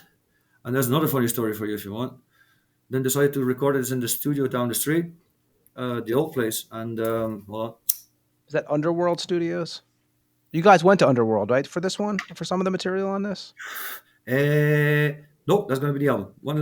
Yeah, still, but the story starts earlier. And we recorded those four things. No click tracks, so just like play the songs and one guitar player playing with me just to have them in there. But we all got really, really, really, really drunk, just like by accident. It was a hot day. Underestimated the heat stroke. Blah blah. Got drunk. Also, the sound in the studio engineer, a very good friend of ours, and still like blind drunk. So it was, the way the drums were kind of wavy, but altogether with the music, you wouldn't really notice. It would have a certain charm if you want to use a euphemism there. And like, okay, and then the studio tech called us and I said, like, lads, my hard disk fucking crashed. Like, what do you mean your hard disk crashed? I mean, I'm an IT guy. I know what a crashed hard disk is, but what does that entail? What are the consequences? Well, I might be able to puzzle back together most of the guitar parts. Well, I'm pretty sure the drums are gone, and so are the vocals. Oh shit! The vocals, you can imagine, is not the worst part, but that meant we went to underground studios. There you go with Chris Mesos, then Gospel of the Horse Destroyer drummer, Yep. Zarathustra drummer. Yeah, Mercis. still one of my best friends. Fucking tall cunt. He's taller than me. Jesus, should be illegal. And so I had to replay my drums over the existing guitar packs. But I just said the whole thing was like wavy and ropey because I was so drunk. So I have to play sloppy drums over sloppy guitars because they were sloppy because I was not very tight. That was hard. that yeah, that was a rough rodeo for 4 songs, but did it. So the drums are still not very tight and consequent, a bit ropey on the fucking thing, and you can hear where I'm trying to play better than it should be because I have to repeat my own mistakes or something. There's even in Crypt of the Ended, there's this double choke symbol somewhere in the middle. That was just a bad recalculation of guitar parts, and I said like, wait, keep that. I can do a and make it a little break. That was not there. That was thanks to the hard disk crash. And then Chris mixed the whole fucking thing. It was recorded on the kit he used for Destroyer, etc. Mastered it, and then we got Chris from Germany to do some artwork. And hi, first Slaughter Messiah, palpable media with my shenanigans on it. I was very proud. Nice. And that came out on what? That came out on what? It was Morbid King and Goat Cult, right? Because they Yeah, hold on. That's a bit later. That's oh man, Tim's gonna kill me. It's the guy from Sacrilegious Rite. It's Morbid King of Devastation Records. Is that what it and was? Goat Cult Symphonies. And Gold Coast Symphony, like two labels, two guys split the cost for the release. Yeah, Yeah, because I think what was it? The Goat Cult put out some of the before the some of the material before you were in the band. I think they reissued in 2000. I don't know if it was 2014 or something, but some of that Putrid EP, I think they reissued and stuff also. there's Um, no sole reissue of Putrid Invocation. There's only a first press, but probably also Morbid King of Devastation or Gold Coast Symphony. This I don't know by heart. I wasn't there. It has not been repressed as is, but it has been included in the compilation of all the demos and EPs that we released after the first full album. uh, So in 2000, when did I roll it? 2022, something. You know, a bit of a treat during COVID. when you're doing that, when you guys do the first, you guys do that record right there, well, that the demo and stuff. How's the chemistry right away with you guys? With with you, Frank and Rod, is you guys just like how close is the band? Right, just right away, you guys are immediately feeling it. Yeah, like Rodrigue, the stubborn bastard, had a bit of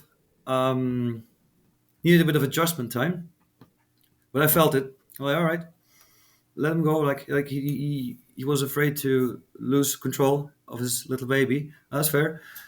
But on the other time, they said like, "Fucking hell, man! We did not know it could be such a pleasure to play with a drummer." Not tooting my fucking horn, true words. Because at least they had a beat they could count on, follow, and consequent enough. And like, yeah, my pleasure. Just fucking love to play this peculiar blend of black death and thrash metal, like all the styles we love so much, and just like stir it into this slaughter cauldron. And these guys, they're absolute. Like we're a small band, but these guys are pros. Like, okay, don't have to explain Frank's fucking discography, but also the other guys. Like, such a pleasure to work. Just like write songs, put beats, like, work on some details, bam. But then when we had the songs for the album ready, wanted to record it, and went to underground, like for tracking the drums with Chris again. And Chris is a bad man. He's just fucking. He'll make Yeti cry. Um, he's like, John, fuck off. This sucks. You're not ready. Go away. After trying like 4 songs, I'm like, I'm not sucking that hard, dude. He's like, yes, you are. Go back to the rehearsal room. Review the songs. I'm like, oh, I like just fucking got swept there. And I'm like, all right, good. Reality check. Fair enough. Thanks That's again, it. Chris. And then what we did is took 1 year, fucking 1 year, and revised the song by song, part by part, beat by beat, note by note, like fucking restructured, worked on it, made ourselves very happy with the result.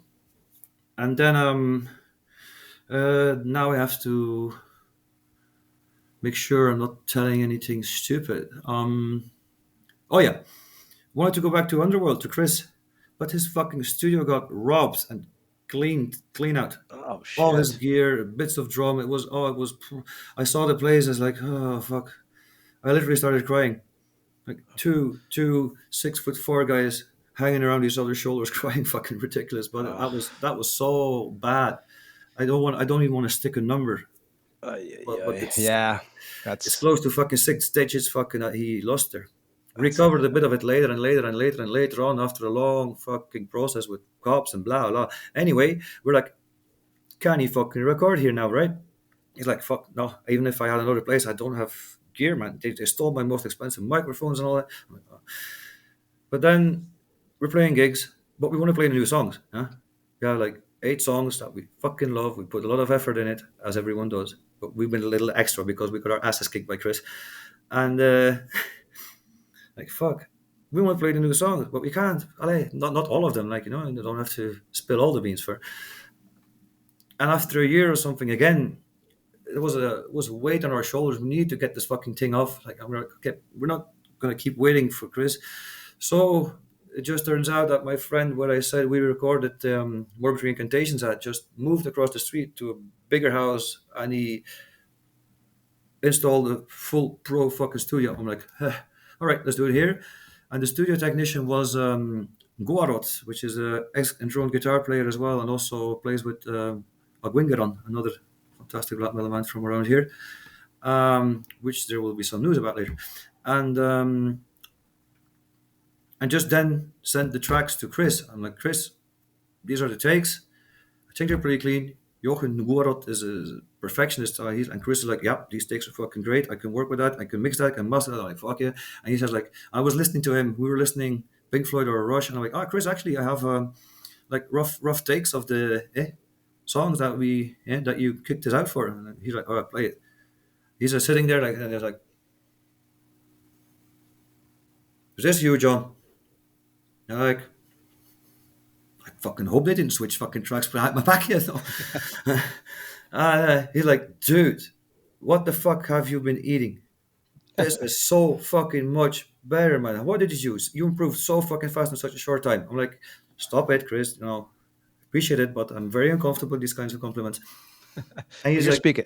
he's That's like right, because you're speaking he's like about the sitting there pyre. with his watery eyes again, like fucking, please let me mix and master it, dude. And I'm like, there was never any question. Just fly up, let's go. Because the label, we had a deal with High Roller meanwhile, and they wanted to send us, of course, to Patrick Engel, which is their fixed studio guy. I love him, great work, but we would have had the Patrick Engel sound, which is not bad, but there's many. And with Chris, because he knows us so well, he's played the style, he's played the genres. He's a big Rush fan, just like all of us. I mean, voila, he went at it, and Well, there and came you're the talking album. about the pyre record right now. So First to the fire, it was, yeah. yeah, when you first get with Messiah, you're doing if I pronounce something, first of all, you're doing Unholy Metal Mayhem in 2018, right? You're doing Oh, yeah. Summer Breeze in Oberhausen, 2019, I think it was. yes. Black so I'm probably gonna fuck up the name of this, but Black Black Salesa Silesia Festival in in Poland. Italy. Holy shit, memorable night with Disaster and Gehenna. Guyana, Necrofuck, and Yeah, you should have seen that backstage. Do not you put guys, Disaster, Gehenna, you're and the doing. Slaughter I Boys mean, in one room, man. That's not cool. Well, and you also, go. That's the same year. What 2019? You do the Vominator tour also. yep, yes, yes, yes. Our buddy Rob hooked us up. Fucking yes, let's do the tour. I'm like, oh, that sounds like the worst idea, and that's why we'll do it.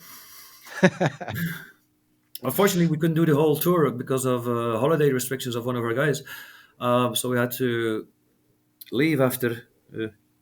Let them go for the last couple of shows last week. Can't remember. Anyway, kind of sucked, but god damn it, the things that didn't suck were really, really not sucky. Were fucking awesome. Best tour experience of my life. Also the hardest, the most physical, intense, like the hardship that comes with it. The pain um, the pain that makes the pleasure so much better. That's a Queen song reference for you. There you go. Pain is so close to pleasure. Well, Everybody knows. you guys also played Donoram in Germany in 19, and that actually, so that was released on a cassette, right? In 2020, Which one? that Sorry. performance, Which one? Sorry. the Donoram performance in Germany. Oh yeah, that's right. In Kralpa. Yeah, exactly. Yeah, the club called Donnerheim, and we didn't really know it was recorded, and the recording was done by like 2 little microphones at the front of house desk. So you actually could hear like fucking drunk Germans talk through the fucking thing sometimes. And there was a guy, a friend of Mel, who was still working for High Roller. He said like, "Hey man, I got a friend in Switzerland, and he's doing like rough and live tapes and blah blah. And okay, it shouldn't be like your lawnmower getting shagged by a vacuum cleaner, but the sound is fucking pretty affordable. He wants to do a tape. I'm like, go, have fun. And it was really good because we nailed it that day. We played fast as fuck, but it was tight. And we did our fucking Holy Terror cover. And it's all there. And then even later after the tape, there was a guy, ho ho, it's not gonna be Chile. It's probably still Chile. Maybe Colombia. He's like, oh, I want us to do a CD version, 500 CDs of that. I'm like, have fun. Just send us a few copies. Let's go. And then he pressed that on CD. But that one we had a bit remastered because we cut out the bits where the Germans were like lulling through the whole thing, like, all right. And I think who cut that out for us? Was that Sasha Bastian from Witching Hour already? Yeah, probably. Yeah, who did a bit of tweaking on that. You mentioned Holy Terror. You were a big Terror and Submission. You were a fan. You were a fan of that band. Don't make me choose between those two, sir. Please don't do that. Don't do that to me. Don't do it. I'm gonna have to fucking call Alan. And no, yes, Addicted. Again, my Yeah. uncle, the cartoon artist, right? He got me into Holy Terror. He's like, oh, I bought a reissue of Mind Wars. He says, and do you know this band? I'm like, nope, but I'm digging the logo, sir. And like, yeah, you can have my original copy because my edition has bonus songs. I'm like, what? Originals for me? And I played it in the car with my Discman in the back with my parents' car. And I'm like, oh, oh, wow. I mean, I have heard quite some thrash metal and speed metal, but no, that was brutal. That was insulting to everything I ever heard before because fuck, that was good. And to this day, there's not one weekend that Frank and me just like do a Holy Terror session or something like that. Yeah. And so I said like, fuck, let's do a Holy Terror cover sometime. And we did it in the recording sessions of the Girls with the Pyre album, and our studio version of that song is still unreleased at this moment. Ah, So, Alan, if you want to get your possibilities shit there. together, is now the moment. If there's another fucking cool band that wants to do a split 7 inch or something with that, throws out. We got it sitting there. Yep, sounds good. And then we played it live a few times. And the fact is, we didn't have to rehearse it. I just like played. Ah, yeah, that's how it goes, right? Yeah. That's great. I tell me if I'm wrong, but did I hear that your favorite Sabbath album is Sorry. the Yeah. Headless Cross? Your favorite Sabbath album is the Headless Cross? Yes. Yes. Ah, the Tony Shoulders. Martin time period. Okay. Yeah. I'm gonna. Oh, unpopular opinion time. If you're easily And no, it's a offended, great. I mean, block your ears now. I don't like. yeah, I don't Howell like Black playing Sabbath. drums on that. I mean, that's a killer record. I don't really like Black Sabbath. I understand how influential, Wow. groundbreaking, and all they were, but I don't like Ozzy and Dio with Black Sabbath. Solo, both of them, mint, loved it. But Black Sabbath for me, the most pleasing to my ears, without, without, without, without spreading blasphemy all over the place. Like, oh, it's so classic. Yes, they are classic albums. I do reckon that, and yes, but my ear says like, hey, there, Cozy Powell, Tony Martin, bang, Hellas Cross, Tyr, 7 Star. Oh, some people are gonna kill me. The Sabbath fans are going to come with torches. Yeah, they're very welcome to. I deserve a spanking, man. Yeah, and it's Slaughter Messiah. I was telling you before the show. The first time I saw you guys was I want to say it was 2019 in Lithuania, It pretty might and be. that was killer. A killer club like you were mentioning. Anybody Uh-huh. who listens to the show in the area where I'm at in Conus, like Yes. Lemmy's Club, man. For being a small place, got killer sound. It's a great Uh-huh. environment. Man, that's another funny thing. We got invited by Darius. He's like, oh, fucking come over, because they had a great session with Luctus a bit before at a friend's place in the south of Belgium where the guys are from. That was a mad fucking night, and they came to play, and they're like, fuck, this party was. We're happy to be alive, basically, and they said you have to come back, and we're like, when then? Then he did. Then we went there. Oh, you're going to play at my club, the Lemmy. I'm like, Frank, going to have to do a Motorhead cover. You realize that, right?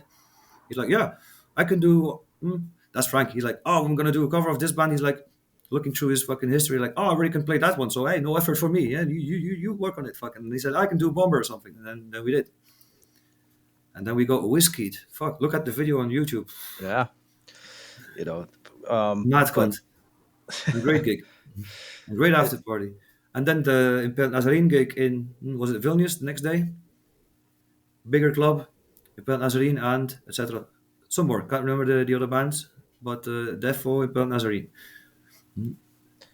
In 2018, I'm going back another year. I just talked about 2019, but 2018, you also become a member of Nocturnal, and you had Yeah, known Avenger for before that, right? And you guys had yeah, actually had conversations about you joining the band yeah. prior to when you joined in Yes. 2018.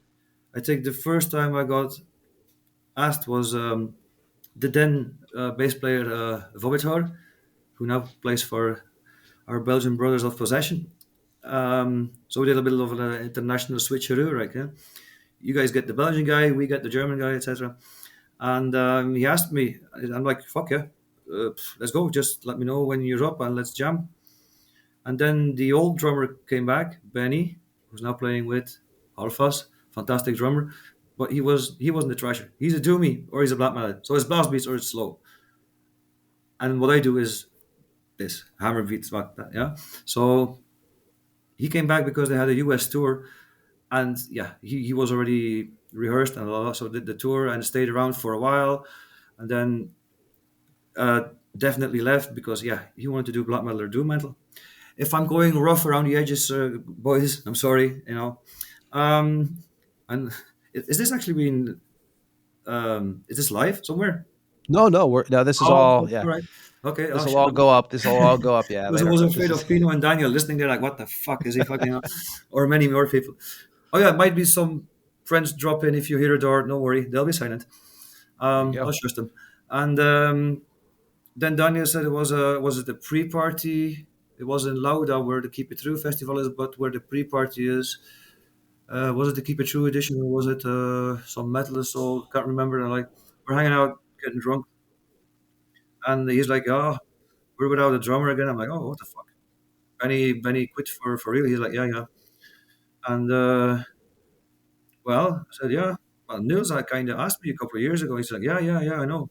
He's like, "Would you still be up to it?" It's like it's a bit far away. I'm like, far away, 400 kilometers. Shit, fuck, man. I just like you just have to ask me nicely, basically. And he's like, "I'm asking you officially. Do you want to come and play some drums?" I'm like, "Yes, sir. Yeah." And then that was that. And I don't think um, that's another funny story. If you thought the Die in Fire cover impromptu thing was funny, I think this one is gonna be even funnier about my first nocturnal gig. Yeah, I was going to ask you when your Should first I gig go with on it them now? was, Yeah, so it works perfect. yeah. It was so they had a set list. I want to say it's 15 songs, could be 16, could be 14. Um, and I'd gone to Daniel's place and outside, and we had rehearsed 3 songs, probably the first three, or doesn't really matter. So there was 12 more to rehearse. I would say like, you come every 2 weeks. I would take three in and blah blah blah, and then see, and then tighten them up and let's go. And right, okay.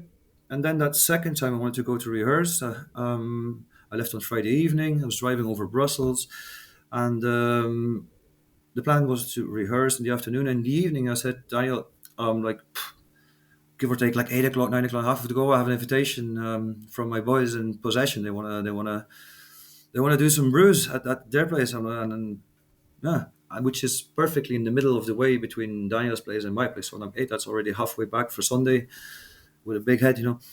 And he calls me up and he said like, yeah, listen, um, remember when you told me you're quite a spontaneous guy? Sometimes I'm like, I might have said that, but hold on, don't. There's context to consider here. What are you on to? He says you can tell your friends to fuck off tomorrow. I'm like, oh, I love you, but you can't say that about my friends. No, nah, don't worry. I'm kidding. You know what I mean? Yeah, but why? He said just confirm the gig for tonight. Yeah, we're replacing. Who are we replacing? Was it Morast? Yeah, and they want us to headline a 500 people venue with speed metal guys of Vulture. And we left them the headliner space. But I'm like, Daniel, we got 12 songs to go. When we will rehearse them? He's like, oh, Saturday afternoon before the gig. I'm like, yeah, yeah. You like a challenge, right? I'm like, don't, man, you don't want to push that fucking limit. But did the gig, yeah. Rehearsed them. Took my car, drove 1.5 hours to the venue, and then just switched off and flew in there. I think I made one bad mistake in preventive war where I was supposed to stop, but I just kept flying. but it's still in the beat, so like got away with it. So that was the first Nocturnal gig. And the first, and you actually mentioned a Preventive War. The first Yes, recording you did with them was the split, right? The 2020 split, yes, Unholy Thrash Metal, External Prescriptions with exactly. the black speed metal band Nocturnal-The, I think they Nick were, Cameron, yes, and that was had, and it has a Destruction cover on there, Invincible yes, Force. yes, That's the first time you recorded with the band. yes, exactly. Daniel wanted to re-record Preventive War because the if you listen to the version of the Arrival of the Carnivore, they're like there's a structure is missing. Like they're like, oh, you stop and then you restart again, but you announce it with four bass drums, and when we recorded it was like whenever, and we just laugh a lot. And so he wanted to redo that, lessons learned and put a bit of structure. I'm like, all right, let's do that. So that's a good idea. And then he said like, well, uh, oh, I'm paraphrasing probably now. I also wanted to do a Destruction cover. Destruction is Daniel's absolute favorite band. That's the reason why he started to play guitar. It was a funny story. His father was a musician and gave him an acoustic guitar. And he's like, oh, cool. And he plays the fucking acoustic guitar, and he's like, fuck, this doesn't sound like Destruction. Like, fucks it off. Starts to play drums, the fucker. And then he discovered, wait, electric guitars? Yeah, that sounds more like Destruction. Let's go. It's one of the funniest Daniel stories ever. Oh, he's probably snickering like behind his computer right now. And so yeah, let's do the Destruction cover. Yeah, and that was was a good how you say precedent of to see how we can work together in the studio, how recording works, how I am used of working to work on in the studio, how he's used to, because we recorded everything at Daniel's place. He has his own studio as well, of course. But that I don't think Yeah, I was going to ask you, where'd you guys we record took that an at? afternoon to do that. No, Where did you guys wind up recording that at? yeah, Daniel's basement. He put like egg foam on the walls and like did a bit of soundproofing left and right, and then there's a separate piece next to, and there's a just like that. You should see it. It's very DIY, but very old school, and it's old school gear that gives you old school sounds there. So yeah, Can't beat that. Um, no, 2021, you guys did Serpent Death. Now that record, did you do the drums with Dirk Woolman? yeah, that's Ngorot ex-Enthroned who did the trackings for the Slaughter Messiah album again. Who's also in Iconoclasm and Aguingaron and back early 2000 Enthroned. This perfectionist. Which he still is. Love him for it, but god damn it, you can be noisy, you fucking cunt. Um, so he did that because I had everything there, as I told you. My friend just installed a new recording studio, so I just like mic'd up my kit. We had a little, soundproof like fish tank drum room. I'm like, whoa, I don't want to know if I want to do that. I want to be like in the open, old school. I was afraid it was going to be too fancy. Not at all. Don't worry. And then did that with Derek because Daniel had prepared the pilot tracks and some click tracks for me. So voila. And Daniel came over to the studio just to hang out, to overview the operation, like fucking give me a hard time. No, no. But at least he did most of the drinking while I was recording. So yeah, had to be done anyway. Everyone has. And yeah, I did. Daniel, how many days did we take? 2 for the album on drums? Yeah, probably something like that. Yes. And then of And course, back at Daniel's place, of course, at his place, also the vocals there, and then it went off to the mix to it uh, was Alex, right? The guitar player for Gae Bolga. Alex from Speed Whore, the guitar player. Who? Yes, Alex is it's Kevin, Alex. Yes, it is. I'm confusing Kevin and Alex. I've done that before. Yes, because this is a nerd gear tech for studio gear. He's got all these old studio gear, like analog things, like with wooden thing. They're just missing spider webs basically because it looks so vintage. And he ran all the tracks through fuck, how do you call these big tape spool fucking things like these oh we call the them band recorders, but like I know ran exactly what them you're through talking. there for having that warm old naked tape feel. Worked out fine. So yeah, at least we think. And also with Nocturnal, I wanted to ask you too. Like prior to Serpent Death, The last full length was what, Storming Evil in 2014 that came out on Mhm. High Roller. Also, No? I had read, I think that like with Avenger, like he likes to take time between the records, so he doesn't put out the same record twice. Like he likes to have a space between the records. Is that correct? Yeah, maybe not per se the way you say it. The result is the same, but he's in waves. Look at his Metal Archives page, man. It is insane. He's up there with the Ahatokles or Sabbath from Japan, and A he's lot of got all these releases. other bands. Like he has this black metal, old school black metal band called Front Beast. He's got like Zarlem. He's got like fucking I'm gonna forget it, a few. He's got like Angel of Damnation, this epic doom metal band that just is gonna release an album. He's got that Moon thingy. He's got um, forgetting a few. Sorry, Daniel, that's your fault. Fucking Zarlem. I fuckloads of pro whenever he feels like it, and then he's like, oh, he wants to write some black metal. I reckon that's how his head works, and he does some front beast shit, for example. And then like lately, he said like, hey, I felt a bit of Nocturnal again, and sent us some new riffs and basic structure tracks. Like, is that something you guys could work with? We're like, yeah, let's go. So I guess we're composing the new Nocturnal now. Nice. At Outstanding. least he is for the moment, yeah. And are you guys still working with? How did that relationship start too with Dying Victims Productions? Yeah, Die Victims was a young label then, but Florian, we've known him for years at gigs and blah blah. And if I'm not mistaken, Dying Victims, he started out as a old school print magazine, like half a letter, little, which is pretty cool. And decided to start releasing records, and that is going pretty well now. And Daniel said like, look, we can work with you, probably give you a bit of a good push, and he would have been very happy to have an experienced band on his roster. So that's why he wanted to invest in this ultra cool box set with flags and back patches and pins and buttons and whatnot, and the CD edition and the tape edition so we got the best treatment. I got And to the, say the, too with the, the distribution, like the PR, distribution of promos to zines, is the same company that High Roller uses, which is then exactly the same network, so the same reach to the media. Yeah.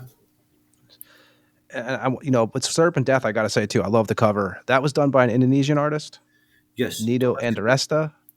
Uh, yeah, you tell me. I don't know by heart, but this guy just like, oh, I'm a big fan of Nocturnal, um, and I'm doing a bit of artwork. So look, if you ever need something or something, and look, I've got something like this, and he shows us this drawing of the cover, and then he made it in different colors. It's orange now, but we have had like bluish versions and greenish versions and and went for the red. And actually, basically, we didn't even have to think about looking for a cover.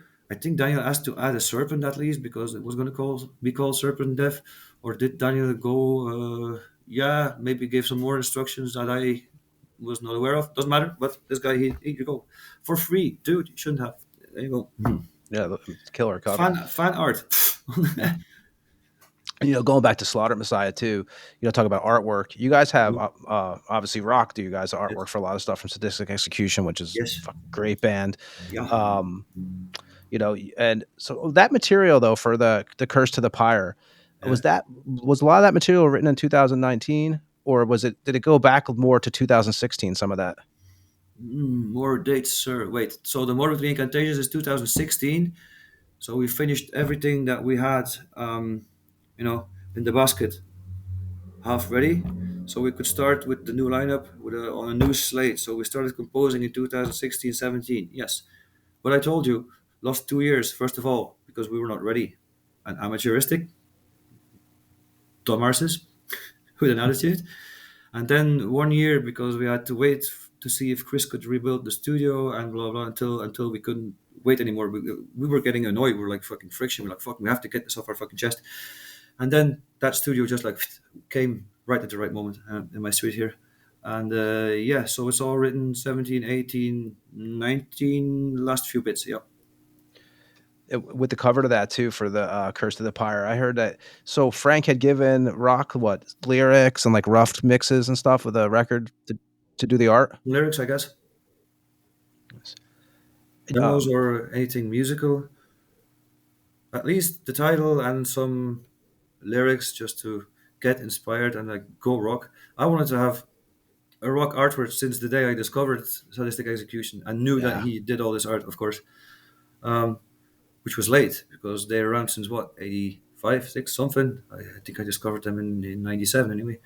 And Frank was like, yo, I know rock, of course. He did a cover for Enthroned. Haha, let me write. I'm like, "Pff, all right, done. Yep, there you go. And then the rock sent me the original. The original painting is in my bedroom, Oh, you have the original. Nice. including the original painting of the backside as well. Yeah, Oh, nice.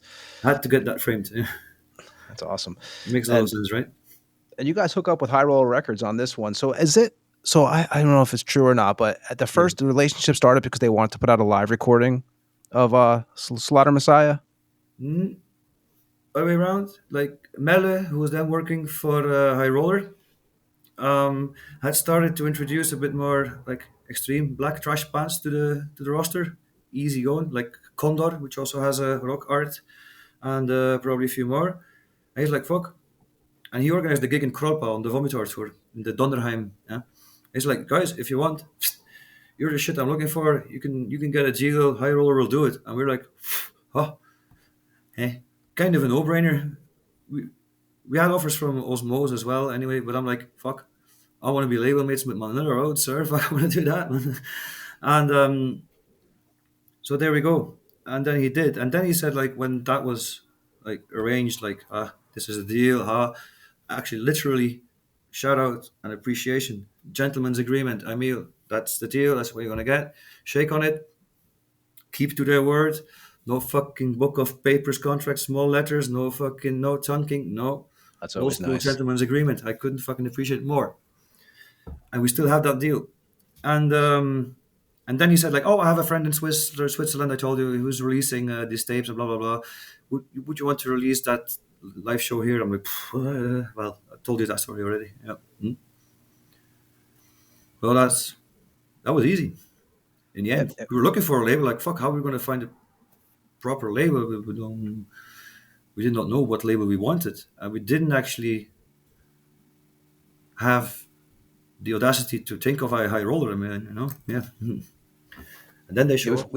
High Roller has some. I mean, we've dealt with High Roller for the last, I think, 2 years on this podcast, and they've had a lot of the bands that come through here are on them, and nothing but good things to say about them. Oh, Yeah, yeah. What can I say? There you go. yeah, The nothing but good re-releases with things. Wind, the original albums they release, beautiful taste wise, like Mel and the guys at High Roller, we are almost 100% match. As to say, there's not many Germans that appreciate Southern country music. Voila. Eh?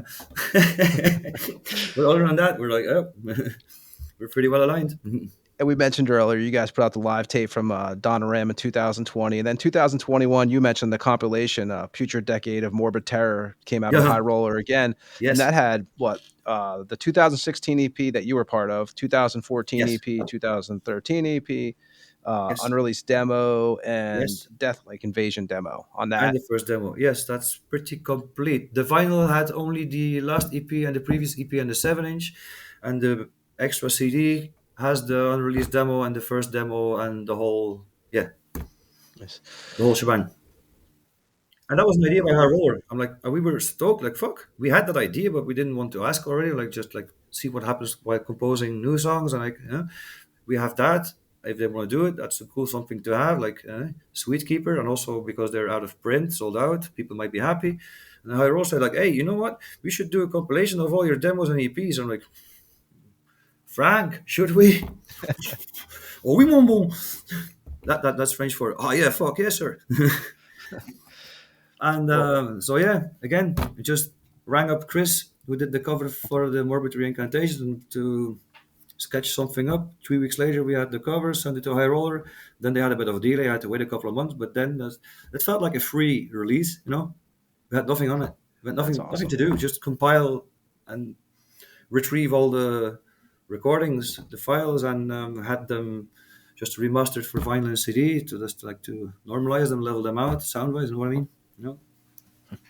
Easy. In 2020, you become a member also of Sacrilegious Rite. How did you become involved in that Was that project? was that 20? Yeah, it could be anyway. Well, that was the Morbid Incantations EP was released on Morbid King of Devastation Records. God damn it, fucking Tim. And Tim, the guy of the label, is also the guy behind Sacrilegious Rite. From I'm gonna fuck up that town's name. I'm just gonna say Zaarland to be sure. And he's like, I need a drummer. We've had these drummers, but they're always bailing out, or they're princesses, and they always want to, and they are really good, but they only want to play blast beats and blah blah. And I want to have an old school drummer. I'm like, yes, say it, caveman, right? He's like, oh yeah. I'm like, fuck, let's let's try that then. Yeah, right, okay, let's go. And then had a few rehearsals and a couple of shows, and then Tim decided to, like, Sacrilegious Rite had been around since. Do you have it in front of you somewhere? Since No, I know a mid while. late 90s, probably. I want to say something quite about. And he had his Lunar Chalice project going, which is a great second wave-ish black metal. I want to say band project. I think it's just him. And yeah, a couple of shows, and recorded one EP with Sacrilegious Rite, which appeared on a split with Unslaughter, Non-Slaughter, Slawbat, us, and Morbid Sacrifice out of Italy. Morbid Dingsy from Italy. Yeah, we're actually gonna Alex from play. Black Wolf. Yeah. We're gonna play a track from that. Actually, I got. We're gonna One play Dust Sacrifice. and Shadow off the 4-way split. Oh, yeah, cool. Have fun. Yeah, so this is like you said, a split with Non-Slaughter, Morbid Sacrifice, Slotbath, Yes. and we're gonna play Dust and Shadow. That came out in 2022. Okay, yeah. Came out on Cursed Recordings out of Italy. So we're gonna play that track. This is Dust and Shadow from Sacrilegious Rite, and we'll be back with John after this track on the Tampa Morgue. Dust and to shadow, shall we become? The flame has been borrowed, and will one day be gone.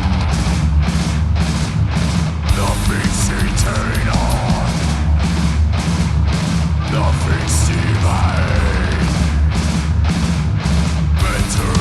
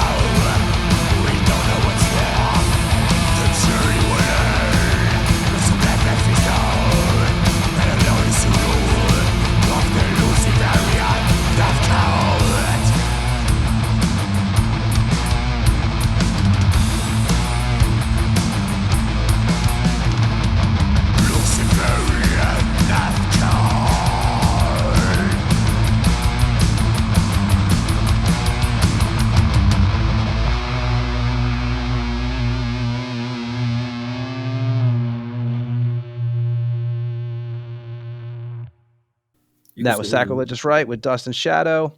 And like you said, the band ends, 2022? And then you become a member of, in 2022, you became a member of a band that I guess you had been to many of their shows, the prior Ancient Rites. Many is an understatement, sir. It's yeah. Um, I don't know. I think the first time I saw Rites was '96. I think that was the last 10 gig they did with like the corpse paint, with the white and the black. I was at a festival around the corner from here called Dragon's Blaze. If you wanna mouth water over some festival bills from the '90s, check out the With a Dragon's Blaze 3 festivals open airs. Um, And you were a big fan of Walter too, right?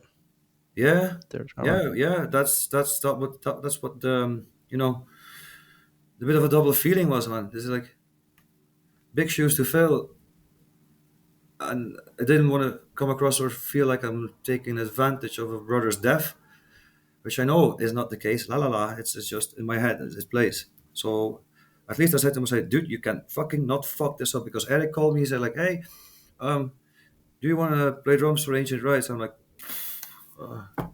yes, but let's see if I can. And yeah, and I kind of rehearsed a lot by myself with the tempo tracks, and then it was good enough to go.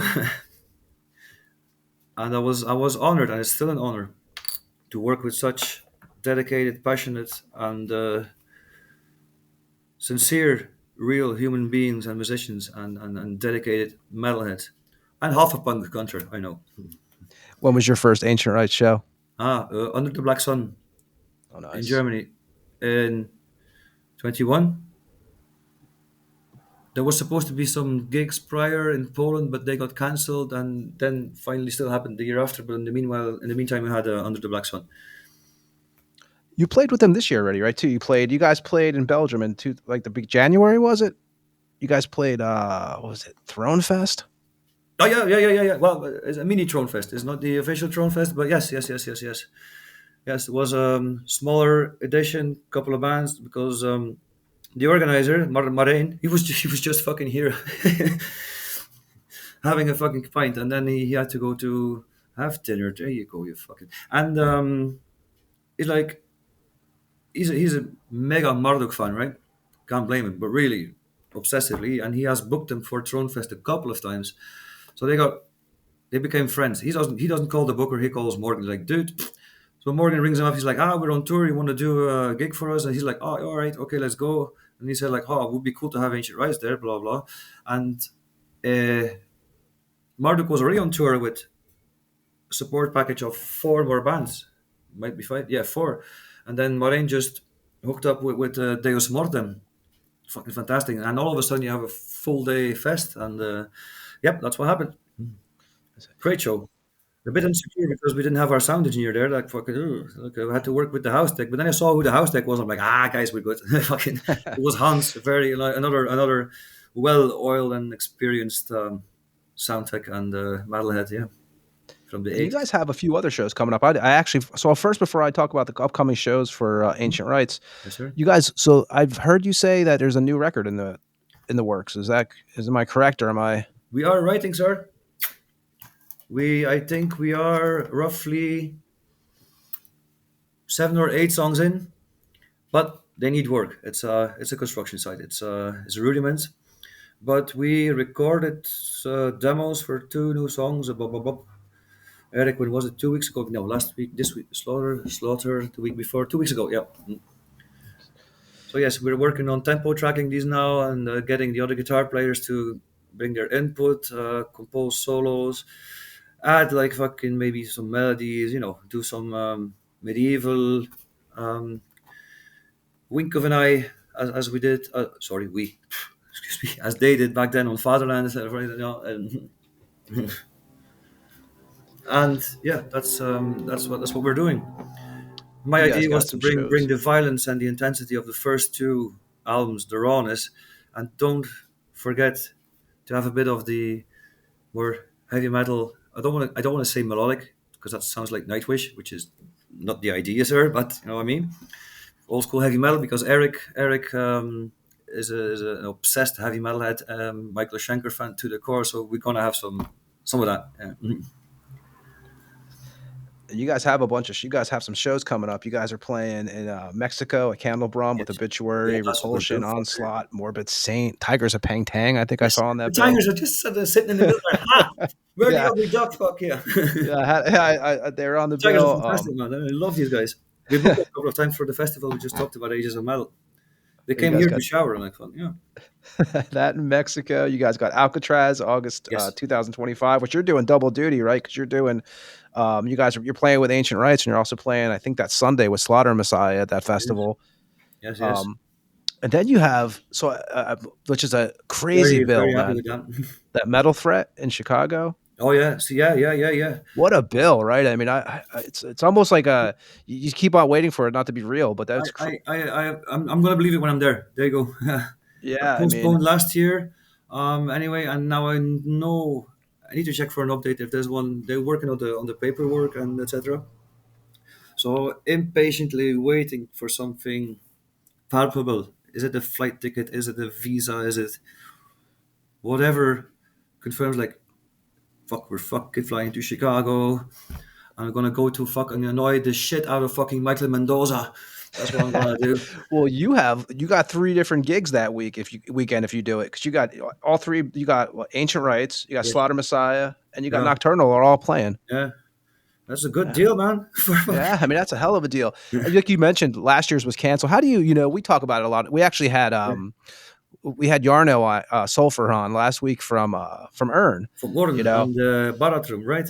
yeah, we had him on the show. We were talking about the show cancellations and stuff because in the States it's a big now everyone they start picketing, they start doing this shit and get stuff canceled. I mean, it's It's going haywire. Someone, no, everybody really has to, just like forget everything, regroup, focus, and fucking hey, that COVID thing is done. It's over. Will it come back? Might. Who gives a shit? It's not now. So it's not too hard to start acting like before. Stop being fucking insecure. It yeah, worked well it's before, but now people are waiting to buy tickets. Organizers don't know what attendance they can expect. It's a different paradigm. Okay, we should recalculate ourselves or reconfigure ourselves to try and work with the unsecure pre-sale figures. La la la la la la la la. But it's still it's hanging in there, man. And there's also uh, an overflow of gigs. I told you, like in the 90s, we could go Friday, Saturday, Sunday, different gig. Now, literally 2 a day, Monday, Tuesday, yeah. small gigs, 150, bigger gigs, 500 people, 1,500 people. The big bands are coming. Oh, man, it's, oh, there's a famous expression for this, like, Like in the Tampa market, I could tell you from living there for so long, what happens is that the yeah, prices of the now for and this is just there. The prices are so high on the tickets now that like when they have yes, 5 gigs in the same week, all big bands, like that's and then the one, kids can't afford to go see them. one of the negative, vicious fucking circles. Yeah. Insecure attendance, like, we need more money, less pre-sales, so we're going to mount the prices so we have a bit more security, but more prices, expensive prices is like less visitors. Yeah, but less pre-sales. We need to raise the price because we have more security, fucking to make them break even, etc., etc., etc., etc. That's what I said. Like, fucking stop. Yeah.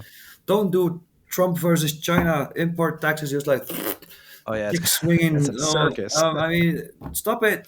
Come on, we're metalheads. Reconfigure, regroup.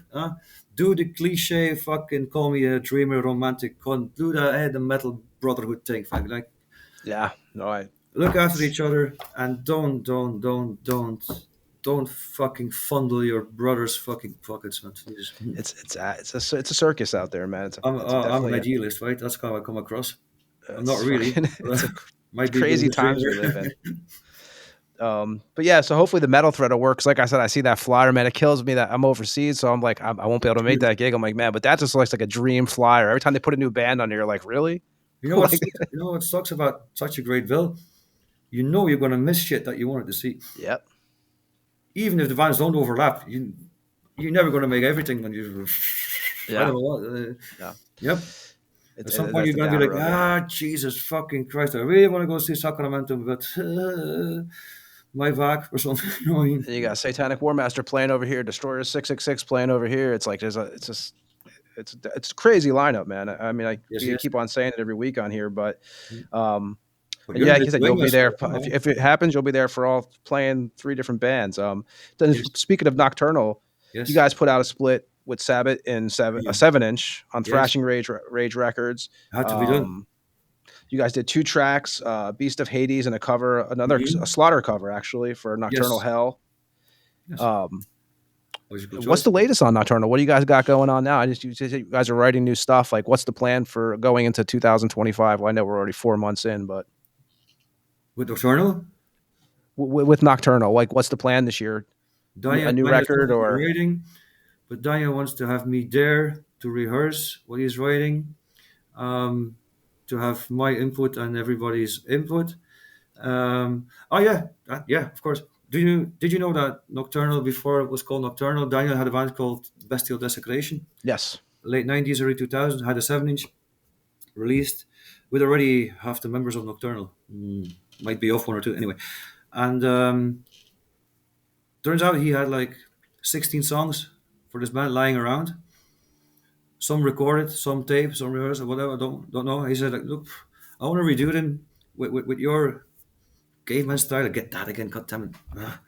And I'm like, fuck game. And then when we recorded the Exercise to Non EP with Slaughter Messiah, Daniel came to be the studio engineer for that, to do the tracking of the drums and the guitars, everything basically. And he said, like, well, don't have to really pay me, but I'm taking a week off if you record that Slaughter stuff in 3 days, which we managed. Just like, let us record the 16 songs for Blasio Desecration. I've got the clicks and tempo tracks and pilot guitars ready. I'm like, fantastic fucking deal, right? Anyway, and so we recorded these drum tracks for these songs. 15 songs in one day. I did. I had never listened to these songs properly actually before, so I just like winged it, like played what I felt, and then with Daniel said, "Oh, I prefer more like kind of that beat," and yeah. Um, we're playing one of the songs live. Meanwhile, Speed Metal Attack, another very generic title, which is fantastic, and yeah, I think everything's pretty much recorded. But then our singer Pino, poor cunt, had vocal problems, and he was out for close to 1 year. He had to reconfigure his voice, had voice therapy, if I'm correct, like relearn how to talk properly because he was always forcing his voice too much when he was talking naturally. So let alone singing. And but now he's back. We did a few gigs. He sounds good. It's like a fucking small baby that had his first shot of whiskey. And we're good. So I think I need to check in with the guys actually if he already did vocal recordings for that special desecration thing. So we're gonna get the 16 songs on that one. We got a cover out art ready already. Voila, any moment now. I really need to check. I didn't ask the guys if something moved around there. Let me see. And Slaughter Messiah, obviously, too. You guys put out the 6-song EP, which was like 3 studios and then 3 live versions of the songs. You guys recorded though in Poland, Austria, and Germany. Um, Came out again on High Roller Records. Yeah. You guys did a video too. You guys did a video for the EP. And you guys, what studio? First of all, what studio did you guys use for that EP? Well, the studio was again the studio in my suite, our rehearsal room.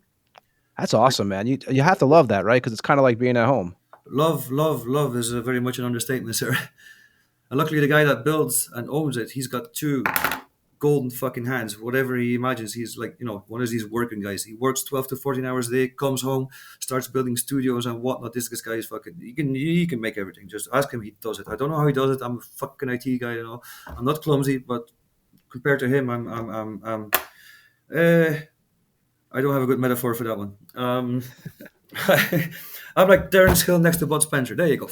And the so yeah, we just go there. I rehearse there every day of the week, 24/7, whenever I want, and we recorded there. And that's when Daniel took the buttons to do the tracking for the Slaughter Messiah EP, and in trade, Daniel and me recorded the 16 songs for Bestial Desecration, which we are going to release under the name Nocturnal. You'll see on the cover later on. But it was going to be called the Bestial Desecrations or something like that. And then we also recorded one Dissection cover with Nocturnal, one Unleashed cover with Nocturnal, and then we had time left, so we got drunk, went back in studio, and improvised four D-beat crust grind songs, like going from. We were listening to Cryptic Slaughter in the car, so like, hey, let's just like try Nice. some of that, and did some of that mixed with some maybe some Napalm Death, whatever. Just like in 2 hours, just improvised a few riffs, a few blast beats, and ta ta ta ta. Let's see if something happens with it because we were really drunk, but might still be usable because yeah, it's the same miking that we used for the Slaughter EP. I mean, so see what happens. Have You to ask mentioned a Daniel as video, well. right, for Eh? Exorcise to None, which we opened up the show with that song too.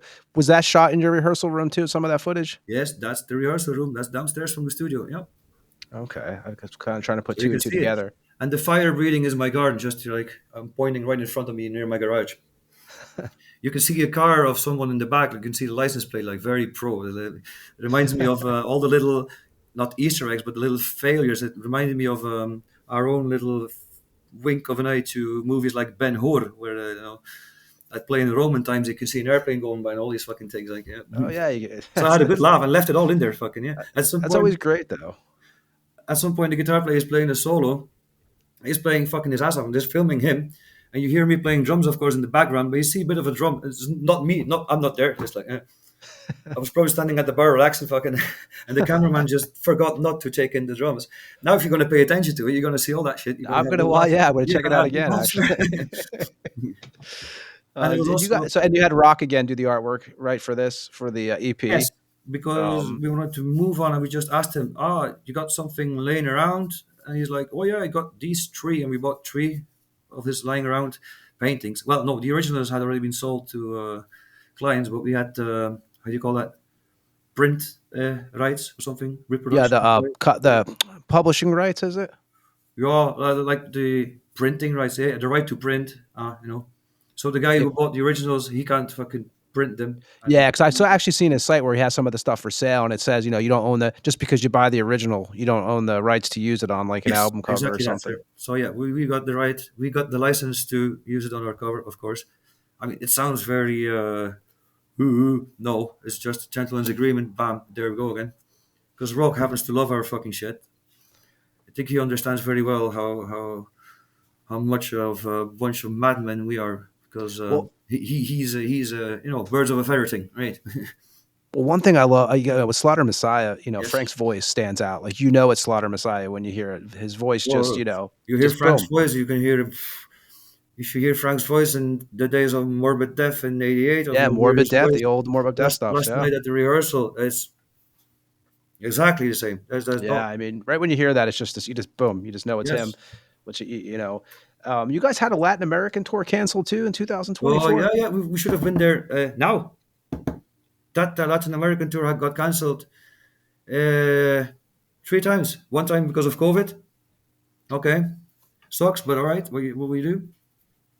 And then the second time, the local promoter, tour manager. Uh, I hate talking bad, but it went fucking sideways there on that side. He wanted to have was the travel agency to book the flights in between the shows and all that shit.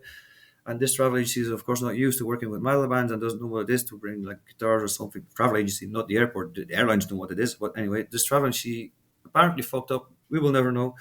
And then rescheduled it. And then the same fucking thing happened. And then I said like, dude, and he's like rescheduling again. I'm like, man, kind of love you, but you understand we can't really work with you anymore because we had a really bad fucking rep there. People were waiting. We had 600 people venue, sold out, tickets sold, bam. I hope these people got their money back. I have no fucking idea. This guy got a bad rep himself because apparently, yeah, everybody is insulting him, but we're taking a lot of the fucking heat. That's the problem is people don't realize it's nothing to do Like, with you. I think the one but last time we were literally sitting here, we rehearsed with our instruments and backpacks and luggage ready. And I had to ask, like, fucking, am I getting on this airplane tomorrow? The answer shall be yes or no. Not a whole fucking plethora of, things that will get lost in translation because he was using Google Translate to translate. And Google Translate makes it really complicated. Like lots of syllables are very clear. So where is he going at? I had to ask the same question 3 times to get 3 different answers that meant the same, puzzle it together to make sense. You know what I mean? And so yeah, no hard feels, but fucking, I'm like, oh shit, I can't do that. And now we can really, the one now that would have happened now had never been announced. It was in the works, right? And we just said like, dude, if we're coming, we're gonna need tickets and money for the tickets up front. That we know it will happen. We cannot fucking afford to let these people down again. We already have basically fucked up without doing anything. So really, we need to put that straight. We really got, yeah. Are we gonna have to go there and deliver, play 2 hour sets? I don't care. Whatever we can do to uh to be on a good page with these fucking South American maniacs, dude. Yeah, I mean that's and You they know them. how You that know like them. Ah, every band we have on there, South America, they always say is the place where you just really it's insane. You know, um, man. the fans are It's like, great. oh, they say like, oh, it's like the 80s stood still there. It's like, no, these guys are just still passionate about music. They are happy to see bands. They are not spoiled. You know, they have to choose. Yeah, They don't earn all that money. They have to choose. It's slim pickings for them. yeah. No, And when they it's get to 100% see right. a band from outside their continent, because in their continent, in their country, there's fuckloads of bands that they will see every week, which are great. But then they got to see like, oh, these guys are coming from what, Europe to play here for us? Oh, fly in there, no questions asked. Oh, just look, what style? Old school, Deaf Black. Yeah, fuck yeah, let's go. That's all they want to know. Happened with Ancient Rites as well. We were absolutely on our asses when we saw what the fucking. I had been there with Nocturnal, so I had a general idea of how passionate these people could be. Dude, it's insane. You have to do That's it. why I Get always your hear bands up this. there. Bring Monstrosity Massacre there. Don't yeah. Yeah, that's why we always talk about that on the show about that area. You Sorry. guys did play Hungary though, right? You guys played Insane Hell Ride Fest with Impaled Yes. Nazarene. Another one for the fucking, yes, for the books, for the wall of fucking insane fame. With Implant Nazarene again, like, hey, it's a story. And then they made us headline the fucking thing. I'm like, well, we're not headlining over Implant Nazarene. If I got it right, Adam said like, yeah, well, they wanted to play no later than this hour because getting old, whatever the fuck. I don't know. I don't care. Like, yeah, but we're gonna come across as an after party band. That's not really the idea. He's like, hey, nah, no worries. These guys were during our gig. They were throwing like oil barrels around at each other, like fucking like these pump gym rats with this like Popeye, like Like, I'm drumming, playing drums, and one guy goes over, bam, oil barrel, bang, in the other guy's face. He's like, and throws it back, playing soccer with fucking oil barrels. I'm like, ish. All right, okay, we're not the after party band, but it still seems to be a party there, sir. And yeah, amazing. And one guy came crawling next to me. That was fucking funny. Our guitar player's face was gold. And one guy came from next to the stage, and he stood there. And there's a bit of a wooden panel to fence off the stage. And he's standing over it. He's like, with a beer like this. He's like, I'm like, yeah, nothing. What can I do? He's like, you want some? I'm like, fuck yeah, come over. And he comes across on all fours over the stage behind our guitar player next to me. I'm changing to the right symbol to have a reach. I'm reaching for a thing. I'm playing my parts with one hand, so it sounds funny. They're missing a hi-hat or something. And the two guitar players turn around and they see me sitting there like this, like an idiot fucking drinking this guy's beer and giving it back. Our guitar player's face, I wish I need to wear a body cam. That would his face is like idiot. Ah, yeah. That's And the guy just crawled back on all fours to the side of the stage. I think I gave him a beer or whiskey later on. That was beautiful. and when your guys are Really over there, like when you're in sure. those areas, what are they feeding you? You know, like in the States, you get like you go on tour, you get pizza. It's pretty much pizza everywhere and some beer. What are they? Yeah. Look, the fare is worth the flogging. I mean, that's what you get. We do ask, like a bit of variation. Like proper hot meal, blah blah blah blah. Um, I'm not going to complain. I'm not I can eat pizza for 2 weeks, three Yeah. weeks, not 2 months. Fair enough. But hey, bite that fucking apple for a while. Okay, you know what? I get your veggies on the in the local supermarket if you want a banana or something. There on the road you can find something. I mean, yeah. But yeah, of course, prefer a bit of variation, of course. Hmm.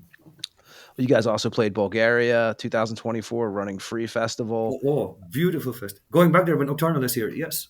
Oh, nice. Can't What's fucking yeah? wait. What is your favorite festival? Like, not obviously you've played a few that I'm sure are absolutely amazing, but what's like one or two of your favorites that you can actually say that you've been part of? One that we played.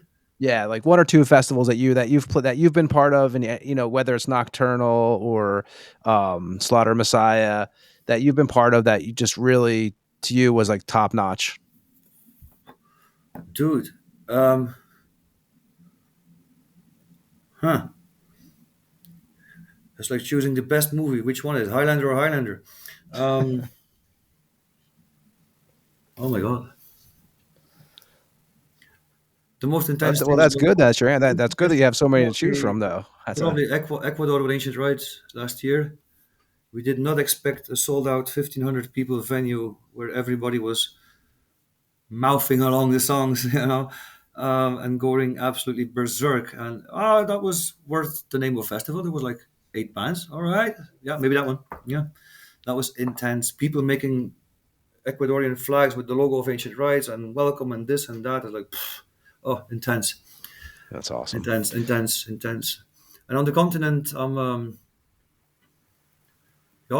have to give a shout out to Tronefest, to my buddy, like the most passionate but pure black metal festival here around the corner, where we're allowed to play with Ancient Rites now and also with Slaughter Messiah all as a part of the tour with Havok.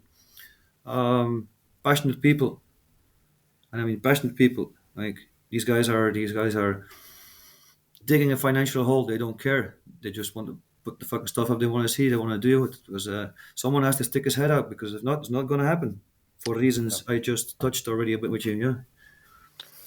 And you guys, you also played the Nuclear Winter Festival last year too with Oh yeah. Witchburn, Fuck, I forgot that one. Ooh, yeah. Hell Militia. Yeah. Were you there? No, no, no. I would have loved to have been to that. Yeah, you would have because played there with Nocturnal first, and we got a full pro different angle camera recording, and the tracked recordings had it mixed by Sasha from Witching Hour, and it's fully available on YouTube. Sounds great to me. And the same we played with Slaughter then last year, and then the same is happening. I still have to get my ass around mixing the tracks. I want to try it myself this time. Um, yeah, yeah. Or the one time in Moscow, that was also a fucking insane festival. 1,500 Russian people showing up to see a little fucking cunt band from Belgium. And you're like, you can't fucking fathom. You can't fathom. And who knows when you'll go back there again, right? I mean, that's Sorry? who knows when you'll wind up going back there again. That's all. It's a Dude, whole different. we flew in there. We had an innuendo. We had a window of 2 days, which we did not know. We entered the country the day after the lockdown stopped. The day after we fucked off, they reinstalled the lockdown. Like hanging by a thread. Jesus. I also have a Yeah, very good live recording. It's on YouTube. You might, if you enjoy the live energy we try to bring, Moscow is a great feat. Yeah, good filming, also tracked recordings, etc., etc. Mega pro. A venue the height of 4 stories is. Uh, it felt like being in Giger's workshop because there was this weird occult. What do you call that? Sculpting, drawings, like with monsters and whatnot. Things you see at a Giger house or the like. You remember that little puppet head with the spider legs and Toy Story, like oh with that look, yeah, but more yes, macabre, and all yes. these kind of creations with weird deformed faces all over the fucking place. We're just walking around like fucking ex steel mill from the 80s of in Moscow. Like, wow, I have so many great pictures of just the venue and the rooms. And then we're playing there with Kringa, our friends from Austria, which over here is not a 1,500 people band either. But there they went fucking berserk, and we even played only at 1 o'clock at night. No worries, 1,500 naked Russians, fucking yeah. Wow. Well, half naked, you know. And Slaughter Messiah now, like I know you're talking about, like I know you guys got some shows coming up. You guys are Well, we're playing doing a lot Alcatraz, of the like you shows. said. We're doing the planned ones, and we're focused on the album now, right? So okay, yeah. Yeah, so a new album coming out. Any details you can give? I mean, obviously, I know it's too early to give us too much, but anything you can say Oh, about the new record? yeah. We got all the tracks ready. So we pilot and tempo tracked them, and now we're taking them one by one all together at rehearsal room, see if there's interesting input that comes. And I'm laying down drums, beats, and patterns as we speak. Did that yesterday for one new track, two tracks last week.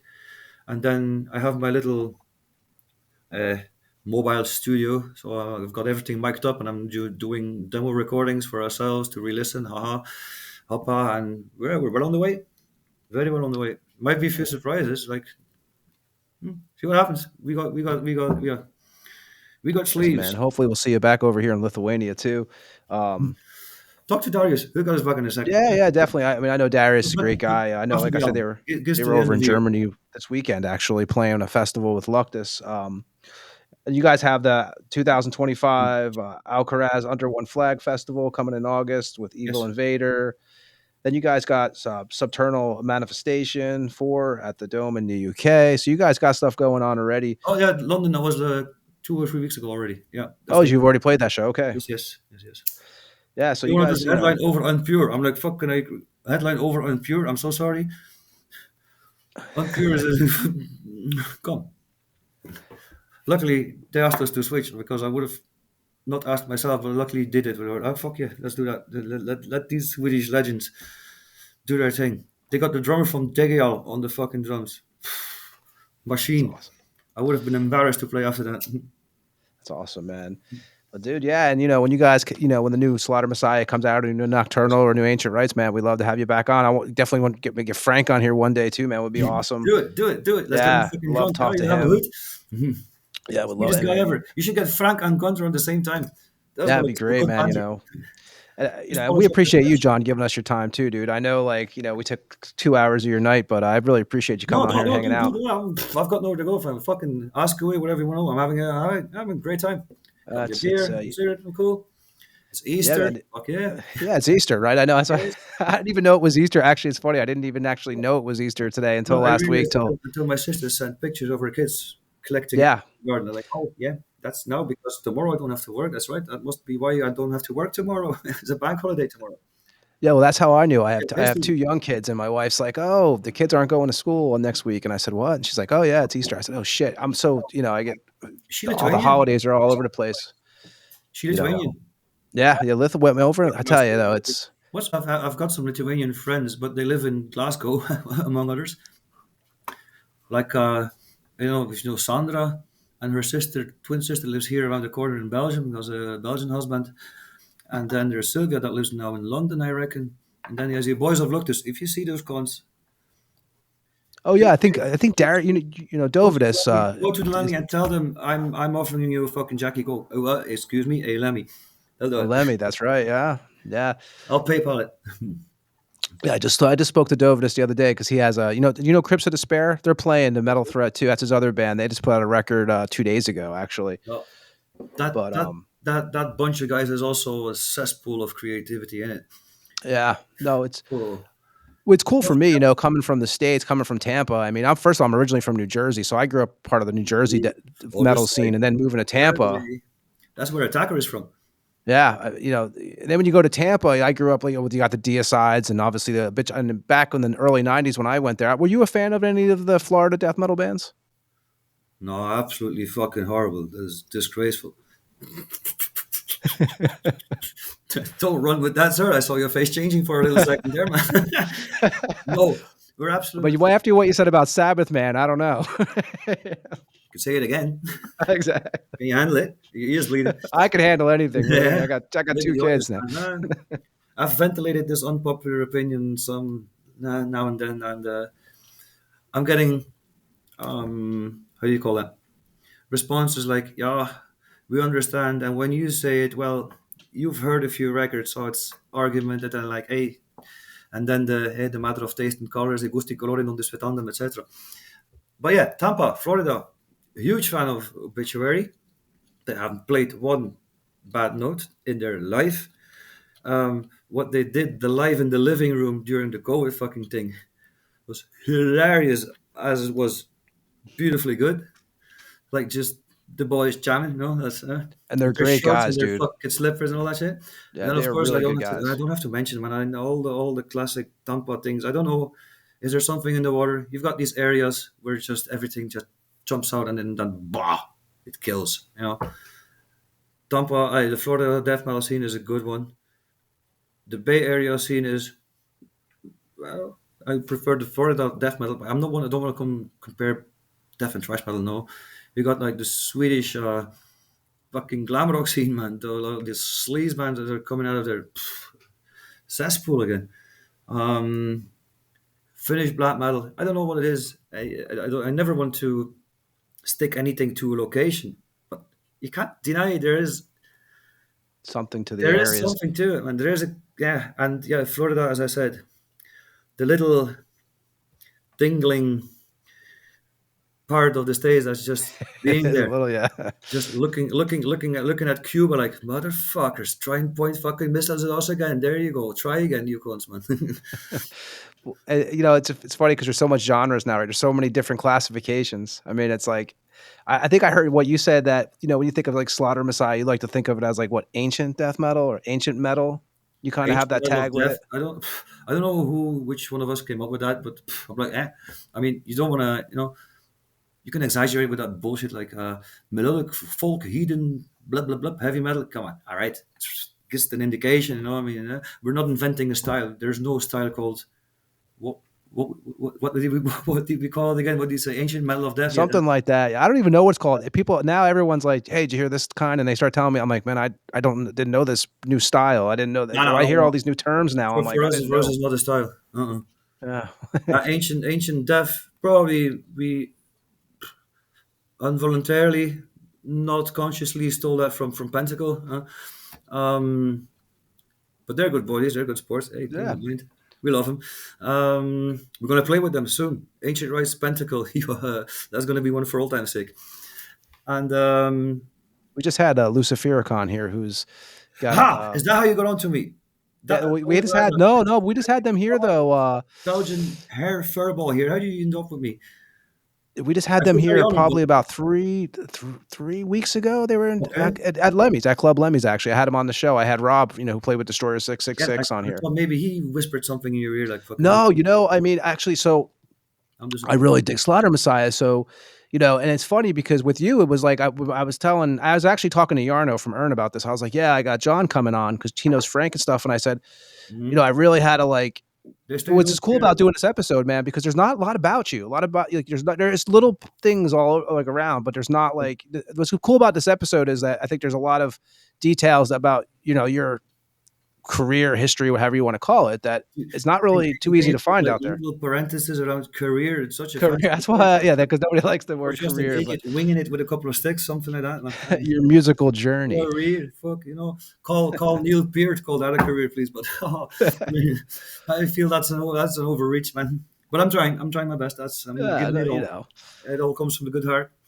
Um, but yeah, I'm very humbled and pleased that the name of Slaughter made it across the big pond yeah, man. No, already. and yeah, Prior like I to the said, announcement of Metal Threat, fucking yeah, in Florida, where yeah, some of our favorite death metal bands come from. I remember yeah. I mean, seeing it's those back in I '98. mean, Oh, there we go. but yeah, dude. And like I said, I appreciate you giving us your time tonight too, man. Because As much as you it's want. I don't know if you've done many podcasts or anything, and Never. with us, for us, we don't, we don't do the video. That's a, No, and that's a thing. People give us, some people that listen to us are like, oh, I'll do video, but we don't do it because we kind of try to, when I grew up in New Jersey, it was like college metal radio. Like I was a kid I and went I to would have see to listen Attack to it and from imagine it. Jetsam in a bar in New Jersey. What was it called again? Dingbats or, Yes, exactly that, sir. oh, I pulled out of it. Good There bar you across the go. street. Yes, sir. I fell Yeah. asleep in a wheelchair of my friend who was in a cast with her leg, and just like passed out drunk in her wheelchair. Like, that's not what Well, it's for. She's from Liverpool. She's got the Scouser accent going. Like, oh fuck me. what was your impression of the States, man? You could be honest. It's okay. But here it doesn't matter. I mean, I have a few. yeah, what And I was your wouldn't, no, impressions of no, the no, no, I US when wouldn't, you I got wouldn't, I there? wouldn't, I wouldn't deliberately talk nonsense just to suck a dick or anything. No, I went there in 2008 for the first time. I did a round trip from roughly, hold on, San Francisco up to Utah, Salt Lake City, down to Arizona, to Grand Canyon, is it? Hoover Dam, back to LA.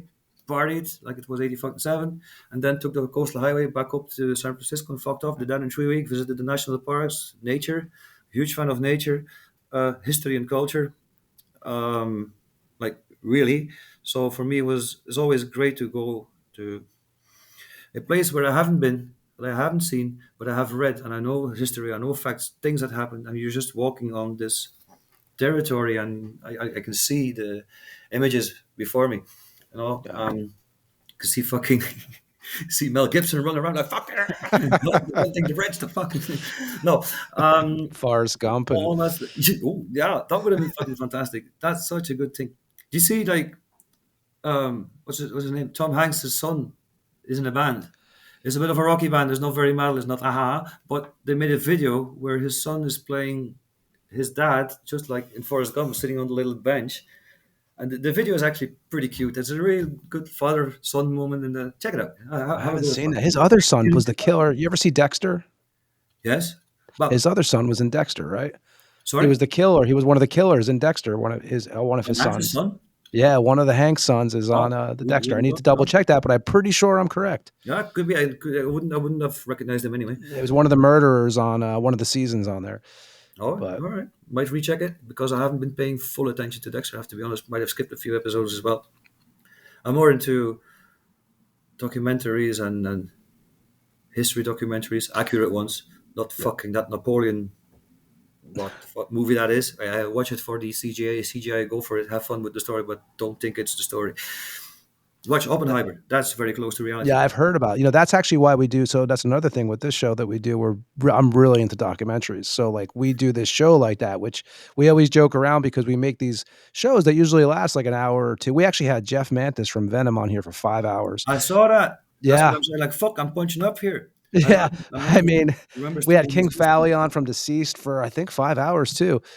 Snowy Shaw on for like four maybe. But the thing about That man is the thing is, we were making this long material for people that have attention spans of 30 minutes now in 2025. So we're kind of shooting ourselves in the foot. But I love documentaries, and I love the history of if they're well ever done, you since know a what I mean? kid of bands and music. So Not the beating around the bush one, haha, you know, I mean, no, like, just hoppa. Because it's still history. It's not an exact science. There's always three sides to every story, yep, and you always usually get the version of the victor. So, ha. And that's why I love going there because on site, you often get better hints if you see a landscape or a memorial place, blah, blah, blah, that don't get mentioned in the big stories. But, and then you get to see another side and make up your own and see if, it's always somewhere in the middle. You know what I'm saying? Well, yep. yeah, if you want to have me on for a history or what is it, movie, podcast, fucking thing, just giz a ring, see what happens. Hey, we have actors on here too, man. We have some horror actors on here we've had before. So hey, we mix it up, you know. But man, John, I cannot thank you enough, man, for hanging out with us tonight, dude. Good. More than And more than a pleasure. Very nice meeting you guys. yeah, man. And when you're in town, dude, when you're over back in Conus, hitting Lemmy, well, I'll get you some beers, man. I always, whoever comes on the show, I always appreciate it and try to pay. Yeah, how's the beer? So I've never been to Belgium. Obviously I've just moved to Europe on and off, back and forth to Tampa, probably 8 years ago. So I go back and I go each way. What would you say some of the best beer before I let you go? Like in the countries, like Lithuania has some killer beer. That's how you want to let me go, sir. That's how you lock me in. You fucking. My favorite all-time beer is Orval. Orval. It's made from the purest source water we can find here, and it's unique in its kind. It's one of the famous Trappist beers, the best one, of course, in my opinion. It's getting a bit scarce. They are making it a bit more like hard to find or something like it goes in waves. But I'm expecting to score some next week, and I've transferred that microbe to our bass player Flo from Nocturnal. It's like sleep with the dog, get the fleas kind of story, and. So he's addicted to Orval now as well. And then, of course, we are very close to the Saint Sixtus Abbey, which is making the world famous West Vleteren Trappist beer, which got elected best beer in the world, blah, blah, a couple of times. Best beer in the world. It's a taste thingy again, of course, but it is a fine brew, I can tell you that. Another one of my faves, it's all going to be dark, but I'm going to have to give a shout to one Russian Imperial Stout. Which one I'm gonna fucking pick? Rasputin by brewery De Molen from Holland.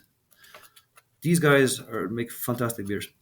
Can't help. Oh, and also, if you didn't know, check it out. There's the Black Metal Brewery from Scotland, Glasgow.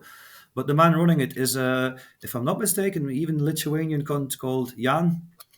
Lives in Glasgow. Has got a PhD in biology. A bit of a pisshead. He said like, I'll make my own alcohol. Blah, blah, blah. Done that. So we went hiking up in the Highlands with the boys, and he was experimenting with his friend Pan, which is a Greek guy. He used to be the drummer for Raven Cult. Lives in Aberdeen. Is a Ah, professor at Raven the Cult, fucking man. Yeah. university. That fucking mad bastard. I started brewing his beer with this other cunt, and now they have the Black Metal Brewery distributing their beers. Yggdrasil, something blood. They've got real good dark beers to all the Aldi stores in Scotland. Oh yeah, we have And Aldi here too. they're making a thing, and it was experimenting like plastic jars where you put like, fuel in or something. You're in the trunk of the car, go to the Highlands, and like, oh, let's try that one. Oh, what's that? Doesn't need more sugar. One canister later, it needs more content. And we're chasing rabbits with ninja stars. I'm not going to get into detail, but good crack. Did not harm one living creature, except for ourselves. There you go. So yeah, shout out to the Black Metal Brewery, obsessed metalhead as well. And that's going to be some of my favorite beers. But Orval, remember Orval? Orville. ORVAL. Yeah, I don't know if you can get that here. I Has mean, an maybe though acquired we can get. I mean, I taste. tell you, way Nice. more beer options here than Florida. Florida, I have never been there, but I did, as I said, to the East Coast, and I found Arrogant Bastard. Yeah, I know Arrogant Bastard. They have it here, I think, too. Actually, Bought it for the bottles, brought a few home, left one here for 6 years before touching it. It was still good, the dark one. I love dark beers. Yeah. had to kick. The oldest Orval I drank was one that was sitting for 15 years, you know. Dang. Now that's heart, patience, character That's there. some hardcore for you right there. Yeah, if you want Appreciate to come to you. Belgium from Lithuania, the flights are fucking cheap. Yeah, I know, Just dude. on a Thursday and a Monday. Makes a I weekend. Come see a rehearsal. yeah, dude. I would love Bring to, your man. wife. I Bring your would love kids. to. I travel, man. I'm all about it. So Yeah. and we'll definitely keep in touch too. And Yes. we're gonna play Yeah. one more track too. When me and you say goodbye, everyone else will hear the song. We're gonna play "From the Tomb into the Void" from Slaughter Messiah. The opener, the first song we wrote together in this lineup when I joined them after the EP, From the Tomb into the Void. Which is also the opening track, It right? Of became the that. opener track because it had this ominous thing. So like it was, yeah, it's an opener. Yeah. Yeah.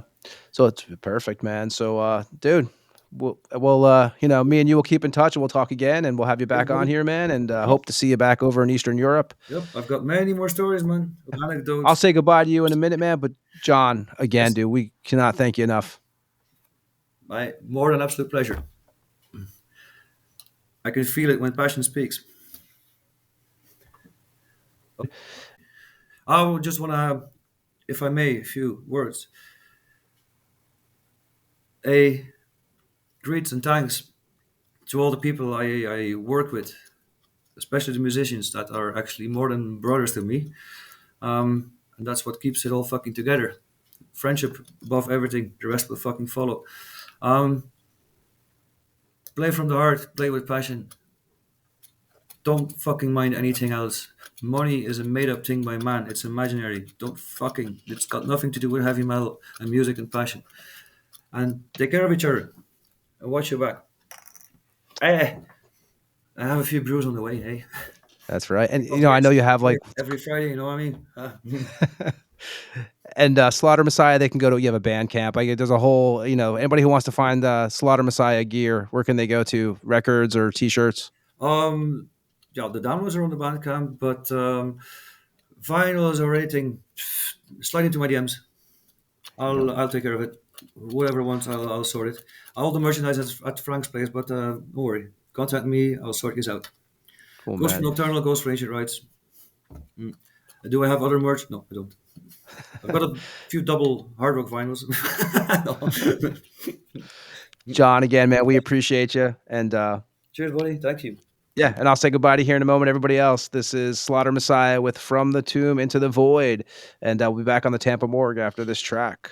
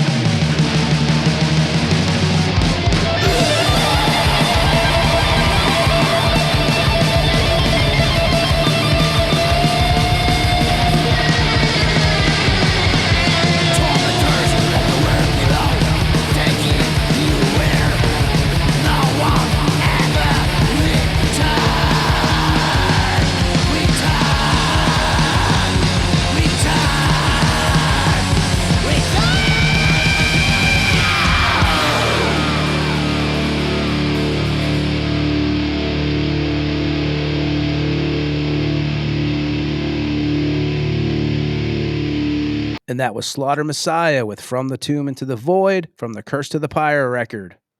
Definitely want to thank John Berry for hanging out, man. Great interview. And we are also back with the man himself, Ed Webb. Ed, I know you, hey, again, we appreciate you stopping in and out today. I know you missed some of that interview, man. John was a great guest. I'll tell you, some episodes every episode I enjoy, but talking to John was a good time, man. He was a very positive dude. Has been around. I haven't heard too much press with John, so definitely appreciate him giving us time. And Ed, how you doing over there, man? How was your holiday? I'm really good, man. Thanks for having me on. No, dinner was good, man. It was good. Everything was good. He was cool. I think it was 30. I think I made Yeah, it you were there 30. for like 30 or 40 minutes, and Yeah, you man. dipped. And he's a cool guy. I'm sure because nobody sees video. But you saw, like, I saw my daughter walk up to the window and she gave me the fucking, like, the come on. And I gave her the 5 minutes. I said, give me 5 minutes. And I tried to fucking wing it out. And I think I got 10 minutes out. And then she was doing the Walking Dead shit out there, like the fucking zombies were coming, and if I didn't come right now, we were all gonna die.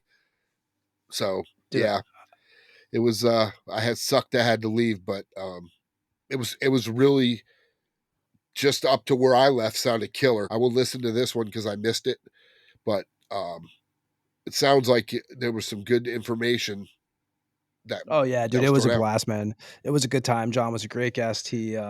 Yeah, man, it was a total, got a lot of info. I found out a lot of little liner notes that we didn't know. So, it definitely, And if you definitely, want to subscribe to our Patreon, you can hear all the nonsense yeah, that comes. yeah, yeah. We don't have the Patreon though, no, but you feel free to send us some bags of money. But episode 87, Ed, again, we keep on rolling, man. Like, It's we got crazy. what? I mean, Yeah, just it seemed like not too long ago we were like, wow, we're at 80.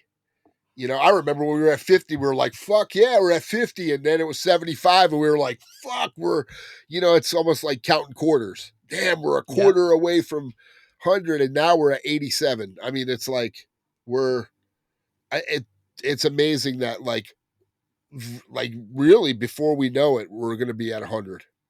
And Yeah, that's yeah, definitely. That's why I keep on thinking. I'm like, wow, 100. I never, like I said, I didn't think we were going to stop anytime soon. But when you start getting close to 100, especially because our shows are not like 20-minute shows, I'm like, oh man, So we've been busting our ass, man, and we got Ronnie Palmer coming on.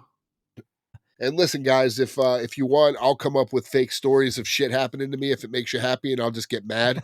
Just send They us, love when bad shit just happens to you. just we'll just send lottery tickets, man, Start because running out of content. I'm gonna have to hire people to go fuck with you, throw stones through your windows for you. Come on and shit. they're going to But get it through my house because they're rated for 150 mile an hour. But you could try. yeah, Um, yeah, that's but yeah, true. no, But it's I'm dude. I get excited to do what we do. Playing music's great, but doing this is a different thing, and it's fun. And like I said, I wish it wasn't Easter and I could have been on the whole thing, but right, but you've been, it is always what it been. is. You're about, you've always been on the show. You don't ever miss, even when Well, you've missed. You've been I was here. supposed to miss one, which to this fucking day, was the only time I was glad I had a bad hip was King Fowley. Because remember, Yeah, that would have sucked to miss I that was one. That was supposed to great. miss that day because I had Yeah, tickets with my family. But remember, I was having surgery like what, like 3 weeks after that show or something, and yeah. I could barely walk. It was so bad. Like, and I knew if I tried to make that walk from the parking lot, I'd have been done. And I decided I gave up my ticket. It didn't Yeah. even get used. It just went nowhere. And Right, and you've been on even the episodes that you've never missed a full episode. no, Whether you've had to come on for the intro and then leave, like, you've never missed an episode. So, no, 87, we've kept, like I said, we got 88 booked. We're gonna have Ronnie Palmer coming on. We'll probably do an episode before that even. Maybe it'll be just me and Ed. We don't even know anymore, man. Like, one shit ask Ed pops when the up, phone rings. dude. It's like Yeah. literally the last three have been honestly like, hey, we're gonna have we're gonna have John Walker on like in a couple Out of days. Okay, nowhere, cool. yeah. And then all of a sudden, hey, I got Sam coming on, and can you do Monday? Can you do Tuesday? I'm like, and luckily, and it's worked. I mean, I'm glad I've worked it out this way, and you too, that our schedules, even though we're 7 hours difference, I run my own company. I work for myself. So if I have a podcast, I can work my schedule around, around it, which makes Well, it that's one of easier. the reasons you weren't on yesterday either, because it was 7 hours difference. Now for me and John, John's in Belgium, so he's an hour difference than me backwards. Right. So he's 6 hours ahead of Ed. I'm 7 hours. So for me and John, it was evening. For Ed, it was smack dab in the middle of Yeah, it Ed's was 4 holiday, o'clock. and It Ed's was 4 o'clock yeah. in the afternoon, which, I mean, here we are, what's a couple hours later. I mean, I was surprised, man. I walked in and it, you guys were finishing, and it was a long episode. So, Yeah. It was definitely cool. He's a nice guy. And I'm sure we'll have him back on again. Oh, Get dude, yeah, I Frank was just on. talking to him. Yeah, Yeah, yeah. I told him he's like, dude, we got to get Frank. I guess he told me the key to Frank is Rush. Talk about some Rush, and there we go. So, There you go. Getty Lee's the no, best. yeah. So there you go. But He is Ed, the best. I mean, yeah, definitely. But dude, I guess what do you think? Like I said, we got Ronnie I'm Palmer coming toast. on. Yeah, I'm toast too. We'll probably do another episode before that. Like I know I'm talking to the guys. I know they're going to come on, so I'm going to mention this. We got the guys from Sacrilegious Impalement eventually are going to come on here. I'm just trying to figure out dates and all that kind of stuff. So you go to the Instagram, you can find all the information there. We put everything up there. You can email us at thetampamorgue@gmail.com. We have a Facebook page. Like I said, there's no action on a thing. We do post on there, but we don't pay for ads. So it's just like basically a desert, but there is the information that you need on there. But Instagram is pretty much our main page. And, We're so trying to Ed, we're working on something, man. I don't know, man. There's got to be an outlet for us. We did an Instagram live not too long ago, and I fucking hate doing. I don't hate them, but like I feel like I don't know when I'm on those. It's odd, but if I did a few more of them, it would feel a little bit better. I'm gonna try to figure out how to do YouTube. YouTube live or something. Yeah, because I think it's better because I think the video quality is better on the YouTube, and because when we do the Instagram, you got to do it from your phone or your tablet, and with the YouTube, we could do it just like this, like we're Mine doing was right dead now. last time, my phone, which that's why we were only on there for like 10 minutes, I think. Yeah, well, and I couldn't see you because apparently there was a different screen I clicked, and I don't know. And I'm pretty tech savvy with all that shit, and that I'm pissed the me off. opposite. So we'll figure it out, man. We'll get it rolling. It's only taken us 87 episodes to try to get this shit right, but we'll figure it out. That's right. And I guess we're going to call it a day or night, whatever you want to call it. And we'll be back next week, as always. Well, we're already working on the next episode. So, Ed, yeah, anything else, Ed, on your part? You done for the No, evening? and I'm not eating dessert, so we're good. And everybody who listens, we appreciate you giving us your time. Tampa Morgue, like I said, you can find all the old back episodes on all the places that you listen to podcasts. And yeah, Ed, have a good one, man. I'll see you next week. See ya. This is King Fally from Deceased, and you just listened to another episode of the Tampa Morgue. Tune in next week and stay fucking dead.